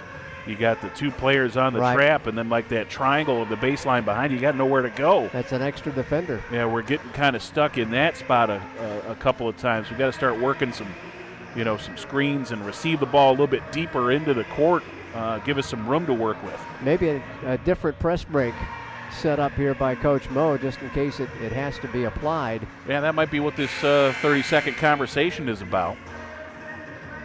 But either way, some good spark here from Shea Tarver, I think. She's had some pretty good play, gone 3 of 6 from the floor. She's got 9 points, a couple of rebounds, a couple of assists. This is one of her better ball games this year, as she has come off the pine to really kind of give us a little bit of a charge at that 2-guard spot, working with KK in the point guard area. Tarver has doubled her season average. Just about 4.8 points a contest, but she's averaging 6 points per Peach Belt conference ball game. Leading scorer in the ball game is Rackley with 21 points. Wow, what a night for her. Bobcats against their zone. Work it right. Now back left corner. Sid back in. 3 ball, knocked it home. Thank you much. Cleveland's been pretty quiet today. Hasn't seen a ton of minutes, I think, due to the speed of this ball game. But that's welcome right there. 8 points now for Sydney Cleveland. 2 threes in the ball game. Sydney now to 21 as she breaks the deadlock between herself and Brianna Davis. Running layup, no good. Rebound, stick back, got it. Merriweather got the offensive board and then put it back home. 2 offensive rebounds there on that possession. That's an area you got to start closing out a little bit, particularly if we're going to be going zone. That should give us more bodies in the paint to pull off those rebounds. Here's Davis to Tarver, back to Davis. Bree for 3. Oh, in and out. Foster rips it down. They've got a 1-point lead and the basketball. Right side, got to go baseline, pushes it up, and a foul called on GC as Grimsley got a step on the defender, and the defender came back late and committed the foul. 3rd team foul on GC. It's on Davis, her 2nd of the evening. And that will put Grimsley to the line at the north end, 73% free throw shooter on the year, and it's up and it's no good. Cats may have caught a break there. Yeah, Clayton State as a team 68% from the free throw line, but they do have a bunch of real strong free throw shooters if this game remains close. Grimsley making her 6th start of the season, hits the 2nd of 2 free throws, and it's 57-55. Bobcats trail by 2 against a man-to-man press now. Got 4 shooters in above 80% from the free throw line for Clayton State this year. Posting up Sydney, now back out to Cleveland, comes inside the arc. Long 2 is good. Bree starting to feel it a little bit. We're tied at 57. Yeah, she knew that one was falling. As soon as it released, she just turned and went down toward the defensive end. That's a good sign. Storms tipped the ball out of bounds into the Laker bench. 4 is on the scoreboard clock. 57 on the scoreboard for either team. Rackley with a screen. She gets it off the right elbow and will dribble back up now. Get it off now to Foster. Foster off on the right wing to Grimsley. They'll post up. This is Merriweather driving, and she'll put it, did not put it down. Foster gets the long rebound, sticks it up there, and it won't fall. And here is Sydney Cleveland with a rebound. She lost her dribble. Now gets it ahead to Storms. Long cross-court pass to Tay. Now left side, jumper's up and good. Shea Tarver rather to Dryden, and Dryden gets the basket, and Mo calls a quick timeout.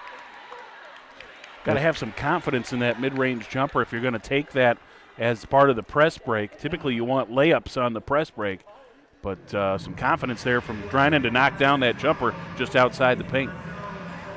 59-57, Georgia College retakes the advantage with 4:10 left. Dryden up to double digits with 10 points in the ball game. Aaron averaging 10.3 per ball game, but in conference action, she's moved that up to 11.8.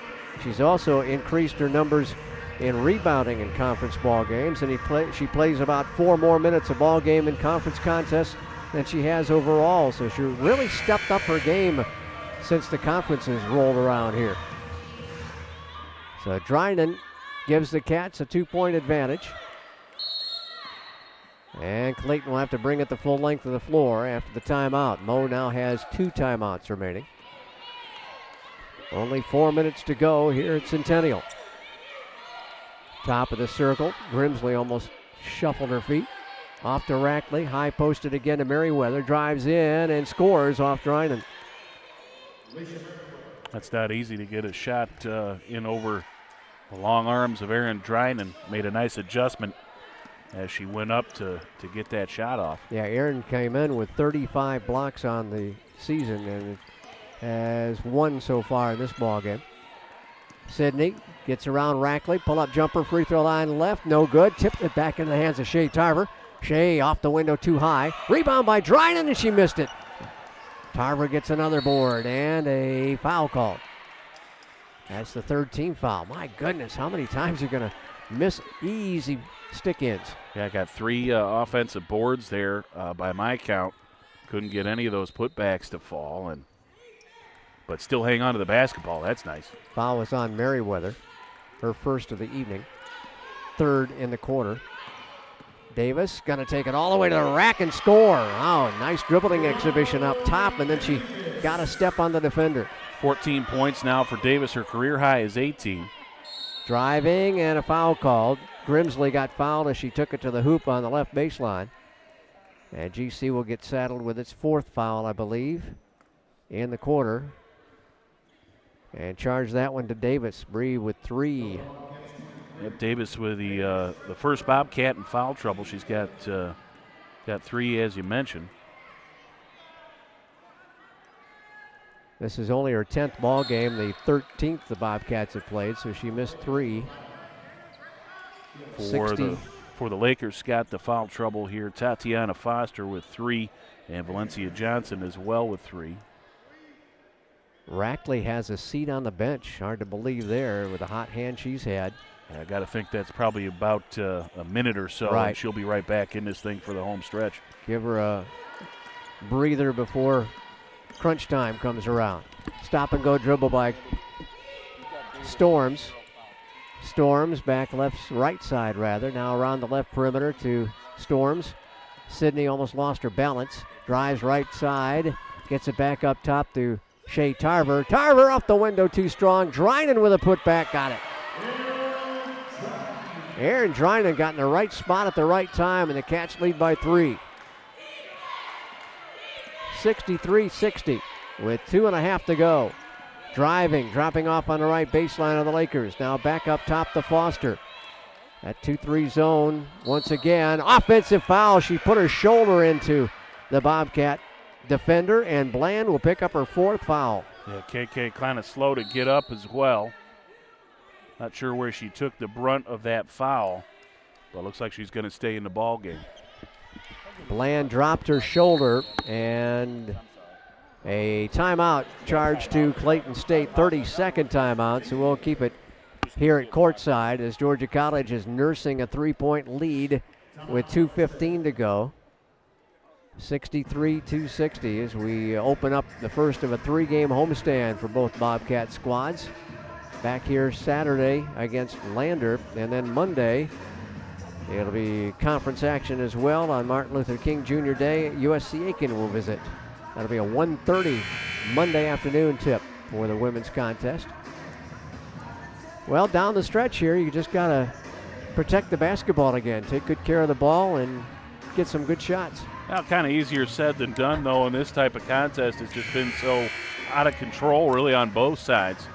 Very sloppy ball game, and it's tough to say, yeah, just hang on to the ball. Right. You know, I mean, because this frenetic pace that Clayton puts you in. I know I'm Captain Obvious, right? Well, I mean, that's what we've said just about every time out. If we can, take better care of the basketball, we'll be in good shape.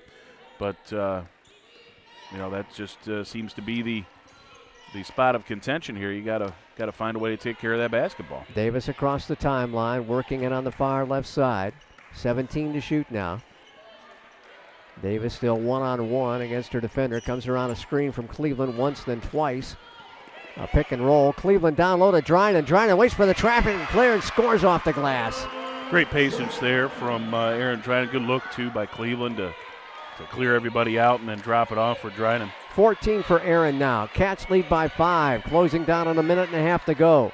In the middle of the paint, Grimsley, back off to Foster. She pushes up a prayer, and Drynan gets the miss. Tipped out of bounds off Grimsley. GC will still have the basketball. 27 on the shot clock. And here comes Breland Rackley. Sat down for about a minute and a half off the clock. Bobcats have surged a little bit here, trying to stem off that tide perhaps. Storms down the sideline, and she lost it out of bounds. She just got a little careless with the basketball. That wasn't Storms, excuse me. That was Shea Tarver. So Tarver with a turnover with a minute 24 to go. It's still anybody's ball game at 65-60. They'll get it into Foster. The freshman dribbles to the left side. Bobcats stay in the zone. Rackley comes with a screen. They'll swing it around to the right baseline. Back up on the wing. High post it to Rackley. She'll get it in the corner. Back outside for three, and it's short. And Cleveland goes up. Can't get the rebound. Foster does. She misses a 4-footer, and then she's fouled on a putback attempt. Yeah, one of the smaller players on the floor right now is Foster, and she just got 2 offensive boards on that possession. She just wanted it more than the Bobcats did. Foster with 13 points now with 6 rebounds. Cleveland now with 3 fouls. 5th team foul on GC, so it's 2 shots in the final 59.7. It was a shooting situation anyway for Foster. Foster 1 of 1 from the free throw line, now 2 of 2 in this ball game. She's at 81% coming into the contest.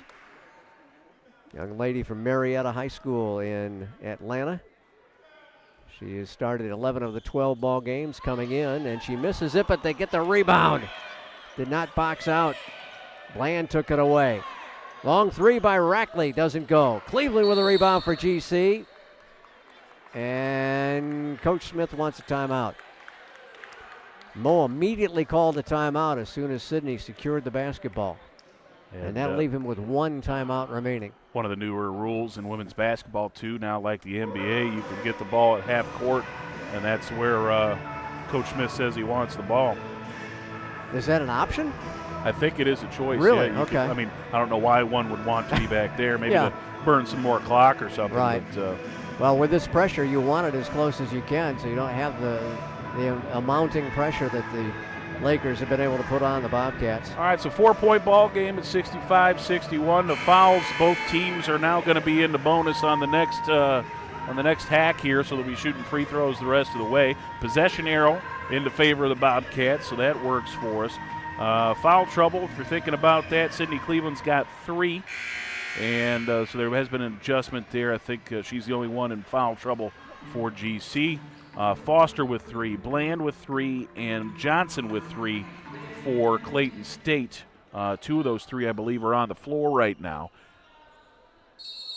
Bobcats to inbound it at the end of their bench near midcourt. We get it into Davis. Davis going to be double teamed as she dribbles around through the trap, gets it off the Storms. Bobcats want to eat up some time here. Storms almost off balance. To Cleveland, back to KK. KK with 17 to shoot, doing a little dribble drive up top.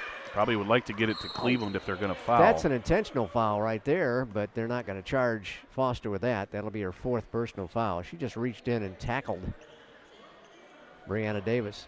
Free throw shooters for the Cats. You got a lot of them on the floor right now. Sydney Cleveland came into the ball game perfect from the free throw line. Still there at now 18 of 18. Brianna here at the line is a 82% free throw shooter. Thanks for jinxing her, bud. Good. The old announcer's jinx comes there in. It was. Also 90% for Shea Tarver on the year. So you got some options out there on the floor right now, folks, to go to as we, of course, take the best free throw shooter out of the game and put her on the bench, right? It's good. What do I know? What do you know? That's why you're here and he's over there. Trying to come up with points to talk about, and they go and ruin it by taking out the best free throw shooter. Well, Bree got the second one to fall, and Georgia College will have a 5-point lead with 33.6 seconds to go. Clayton calling that timeout, so they'll get the ball at half court as well.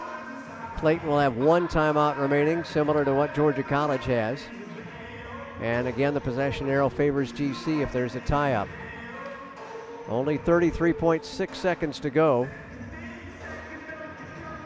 as the Bobcats trying to hold on for a win here despite all the troubles and despite all the turnovers and despite all the mistakes. Maybe going to claim one at home. Yeah, this is, again, the MO of Clayton State is to cause these kind of ball games. Just unfortunately they haven't had the scoring punch themselves to pull them into victories as there are 6-6 overall. Now, keep in mind that head coach Mo Smith has never beaten Clayton State in his coaching career. We haven't beaten Clayton State since a couple of years back into Carrick's time frame. Wow. So it's been a while since we've taken the Lakers down. And, again, just such a a strong program. Bomb a three immediately, and it's no good, and it's going to stay inbounds, and a foul will be called as we got the ball in the hands of T.J. Wright, and she got wrapped up. Holy smoke, I forgot all about that. They had been just handled by Clayton State over the years. Dennis Cox was with them, of course, when they won the national championship. And now Coach Coleman in her 4th year. Shooting two is Tasia Wright. That's a 6-point Bobcat lead. 2-possession game still. Right now 6 of 7 from the free throw line. One more would make it a 3-possession game for the Cats. Well, for the Lakers, actually, to try and get back in it. It's good. 17 points now. For wow, nice Wright. night. Tasia Wright coming in, averaging just under 9.5 points a ball game. And up to 17 for the senior from Denmark, South Carolina. Final timeout taken by Coach Coleman with 27.2 seconds to go. They will have the ball in the forecourt. Yeah, again, that makes things a bit more interesting. You don't have that full length of the court to burn time. You can get to shots right away. We saw the last possession. They flung a three up there from great distance and sort of even off balance as well. I think it was a bit too early to be taking that kind of shot. We'll see if maybe they try and run a little bit more of a set play this time here. But Lakers trying to get that three-point bomb. I tell you, who's done a great job there has been Breland Rackley. As she's hit a couple, has been uncharacteristic though. She came into the ball game hitting 16% on the season. If you're looking for threes, you probably want to go to either Jade Hayes or Asia Grimsley. And I'm not sure if either one of those two young ladies are in the ball game right now. That's 21 and 3. Three's in. We have a Grimsley sighting, so she is there. So look for that ball to probably try and end up in her hands. 27.2 to go. Bobcats with a 7-point lead. GC will stay in the 2-3. Foster looks to inbound it, gets it in. Back to Foster. Three-pointer away. No, but a foul call on GC. Bland had come in only 18% from downtown, but she hit 3 out of 6. And then missed that on the last inbound try. And a silly foul on the freshman Kenyatta Storms. Bland's first trip to the line today. 81% free throw shooter. Storms now with 3 fouls. Pulls him within 6, and the second one is good, so she'll get a third crack at it here and make it a 2-possession game. It already is right now at a 5-point contest with 22 seconds to go. It's good. She got all 3 to fall, and Mo will take his final timeout. So neither team has a timeout remaining with 22.1 to go, and you got to get it in bounds on the press. So that may force an issue here for the Bobcat women.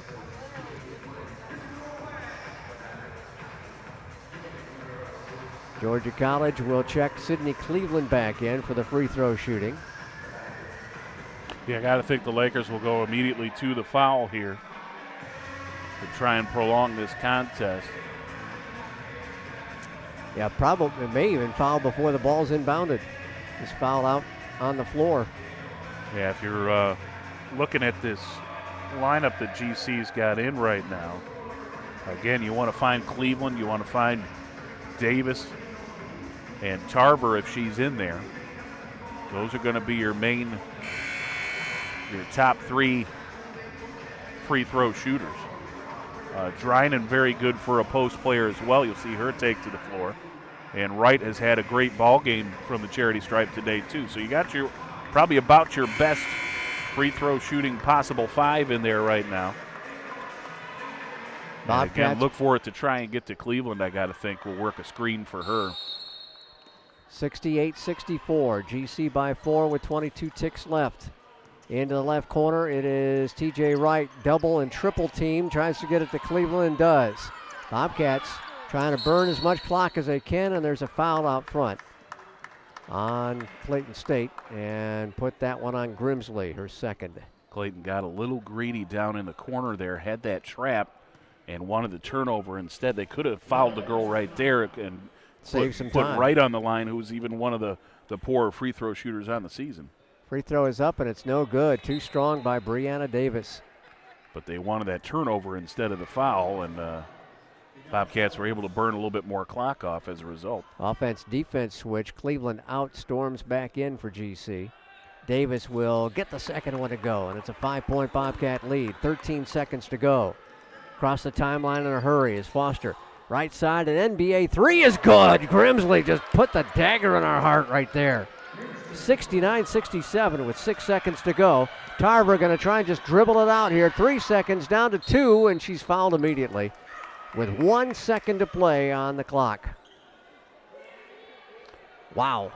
Yeah, that foul needed to happen way back here in the backcourt. To give them any kind of a prayer. Yeah, now with 1 second left and no timeouts, really regardless of what happens here at the line, it's going to be a tough shot attempt for the Lakers. Yeah, they cannot call the timeout, remember, and the free throw's up and no good. Looking at that, Tarver could have iced this thing if she knocked down both. Both of them, right. But now at the very worst you can do is a fling would tie it if she makes that one. She doesn't. No. Rackley gets it. They tip it ahead. No, she did not get the shot off in time. And the Bobcats have held on for a win here. 69-67. It was a little too close for comfort down the stretch there after GC had built up a big lead. But then the Lakers came storming on back and took command of the ball game for a while. And then Georgia College pulls out the victory by 2 at 69-67. Well, it didn't come easy by any means, but they rarely are when you take on a team like Clayton State. And like I said, that ends a drought against the Lakers. The last victory for Georgia College was January 9th, 2010. Oh. That was the last win for the Bobcats against Clayton State. Came at their place. To give you an idea of that ball game and what that means is that's a long stretch because we play them twice every year, maybe sometimes in the postseason too. So that's a nice effort there. As Shamir Jordan led us in scoring in that ball game. Surprise, way back then. But good ball game, and congratulations to the Bobcat squad. All right, Al will switch headsets with Coach Moe, and we'll get a chance to talk to the Bobcat head coach as Georgia College comes away with a 2-point victory over the Lakers. Well, Mo, your first ever win over Clayton State. It was a while in coming, but it was pretty sweet. Yeah, it is, and I'm so happy for these girls, for these young ladies, Scott. Just this group has never beaten Clayton, and I'll be lying to tell you if I wasn't excited, but mostly for them because that was a goal, to beat Clayton State, and Clayton State has been a perennial powerhouse of this conference, and Kalina does a great job. She has a great system, and that's still a phenomenal team, regardless of how many losses they have. They got a lot of new people that they're trying to just kind of implement and get adjusted to the system, and I thought they kind of hit their groove versus us, unfortunately, this game. Right. And so that's a team that's going to be better when it's all said and done, but I'm happy for our young ladies. I'm telling you, Scott. They played well that second half. It was a tale of two different halves. 7 turnovers the second half. Right. 14 the first half. And that's all it was. That's all it was. Just keep taking care of the ball and not turning it over. And so 20 turnovers versus the Clayton State. I'll be honest with you, that's not terrible. I know it's not our goal. Our goal is 14 or less turnovers, but versus a team and their pressure and their athleticism, that's not bad. We'll live with that as long as we kind of execute on the offensive end. Well, we gave Rackley a lot of good looks tonight, both inside and outside, and she also had some bombs against us, so she's a pretty good player. She is, and that was one of those players who I thought just, she's a new player, and she hit her stride versus us. She wasn't shooting the three well coming into this game, but she knocked down 1, confident sword, knocked down 2. She was super confident. Right. I don't know how many she had for the game. She was 3 for 8. 3 for 8, yep. Yep, and so, I didn't think, and that's my bad. I don't think we did a good job adjusting. Like, okay, we got to cover her now, ladies. So she can shoot it. And so she got them back in this game. you know, and they shot the three pretty well, which is not normal for them. So, you know, I thought we can zone them and probably be okay, but they surprised us by hitting some threes, Scott.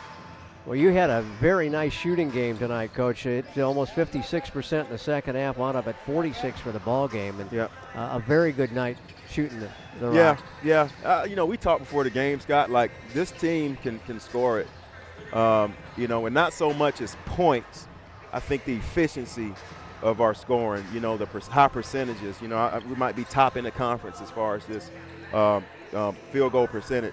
You know, 46%, you would take that any night. That's really, really good, especially versus a good defensive team like Clayton. So, you know, we gotta play better and do better versus Lander, you know, Saturday. That's so true. We'll celebrate and be happy, and you know, and you know, I want them to enjoy it. Right. This was a goal for them. This is a big win. Yeah, for the it program. was. It's a really big win for the program, and I want them to enjoy it. And we'll have tomorrow off, so they'll enjoy it tomorrow too. Yep.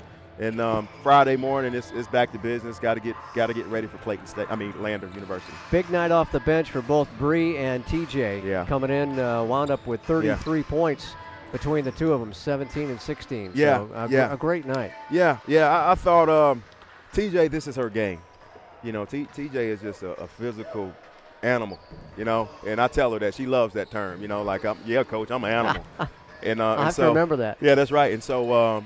And she loves the physicality. She, you know, her problem early on in the season was foul trouble, and that showed. But she's so smart, playing a lot smarter on the defensive end now. She's rebounding well, and she stays on the floor.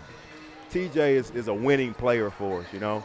And the last few games, she's closed ball games out for us just because she's been doing those little things like the rebounds, the stops, you know, even big scores she's making, hitting big free throws. Right. And so, you know, I was super happy for TJ, happy for Shay coming off the bench. Shay did a great job of just handling the basketball, I thought. We had to pretty much go 3 guards versus them. Yes. You know, and that's not traditional for us. That's Coach Mayweather right there. Like, you know, he got in my ear and said, hey, we need to go three guards, and that's all him. And so, and I thought that was the difference. With 3 ball handlers on the floor, that was the only way we can advance, that get past that press and run some offense. Well, big win for you, Coach. Congratulations. Hey, thank you, Scott. 3 in a row now. Yes, sir. All Thank right, you, man. Thank you. We'll talk to you again on Saturday as the Bobcats will host Lander, the nationally ranked Lander Bearcats. Run through some stats for you real quick. Bobcats, as we said, shot 46% for the game. Clayton State, 35%, 23 out of 65. They hit 8 of 23 three-point shots for nearly 35%. Bobcats were 4 of 10 for the entire ball game. GC hit 15 of 22 free throws for 68%. Clayton was at 13 of 20 for 65%. And here's the scoring summary for you. Georgia College led by Tasia Wright with 17 points. Brianna Davis had 16. Erin Drinan with 14 points. Aaliyah McGriff struggled on the night. She only played 17 minutes and got just 2 points in the contest. Sydney Cleveland had 8, 3 points for Kenyatta Storms, and 9 points for Shay Tarver. As Coach said, she came off the bench and handled it very well. Only 4 turnovers against 3 assists. For Clayton State, their leading scorer was Braylon Rackley with 21 points, 14 points for Tatiana Foster, also 14 points for Taquana Bland. Rounding out their scoring, Grimsley with 8, Saunders with 2, Merriweather with 6, and 2 more for Hardeman. Bobcats won the rebounding battle decisively, 49-36, 20 offensive, 29 defensive rebounds. Led on the boards, a tie. Erin Drinan and Tasia Wright both had 8 rebounds in the contest. Rackley led them on the boards with 11, so she had a double-double on the night. Georgia College with 19 assists, led by Brianna Davis with 5. 11 assists for Clayton State. Their leader there was Foster with 5. Bobcats had 21 turnovers, and Clayton State had 24 points off those mistakes. Clayton State had 15 turnovers, and Bobcats could score 14 points. 1 block for Clayton State, first half block for Clarity, and 2 blocks for Georgia College, 1 for Drinan and 1 for McGriff. 5 steals for the Bobcats, 11 steals in the ballgame for Clayton State. So the Bobcats come away with a big win as they hold on for a 69-67 victory to improve to 8-5 overall and 5-2 in the Peach Belt Conference. Lakers drop below 500 for the season, and in conference play they go to 6-7 and 3-4 in the conference. When we come back, about 5 minutes till game time, we will have a setup for the men's contest as the Georgia College men will take on the number 1 team, a team tied actually for first place in the Peach Belt men's division, the Clayton State Lakers. That's coming your way in just a few minutes. Thanks for joining us on the Bobcat Broadcast Network.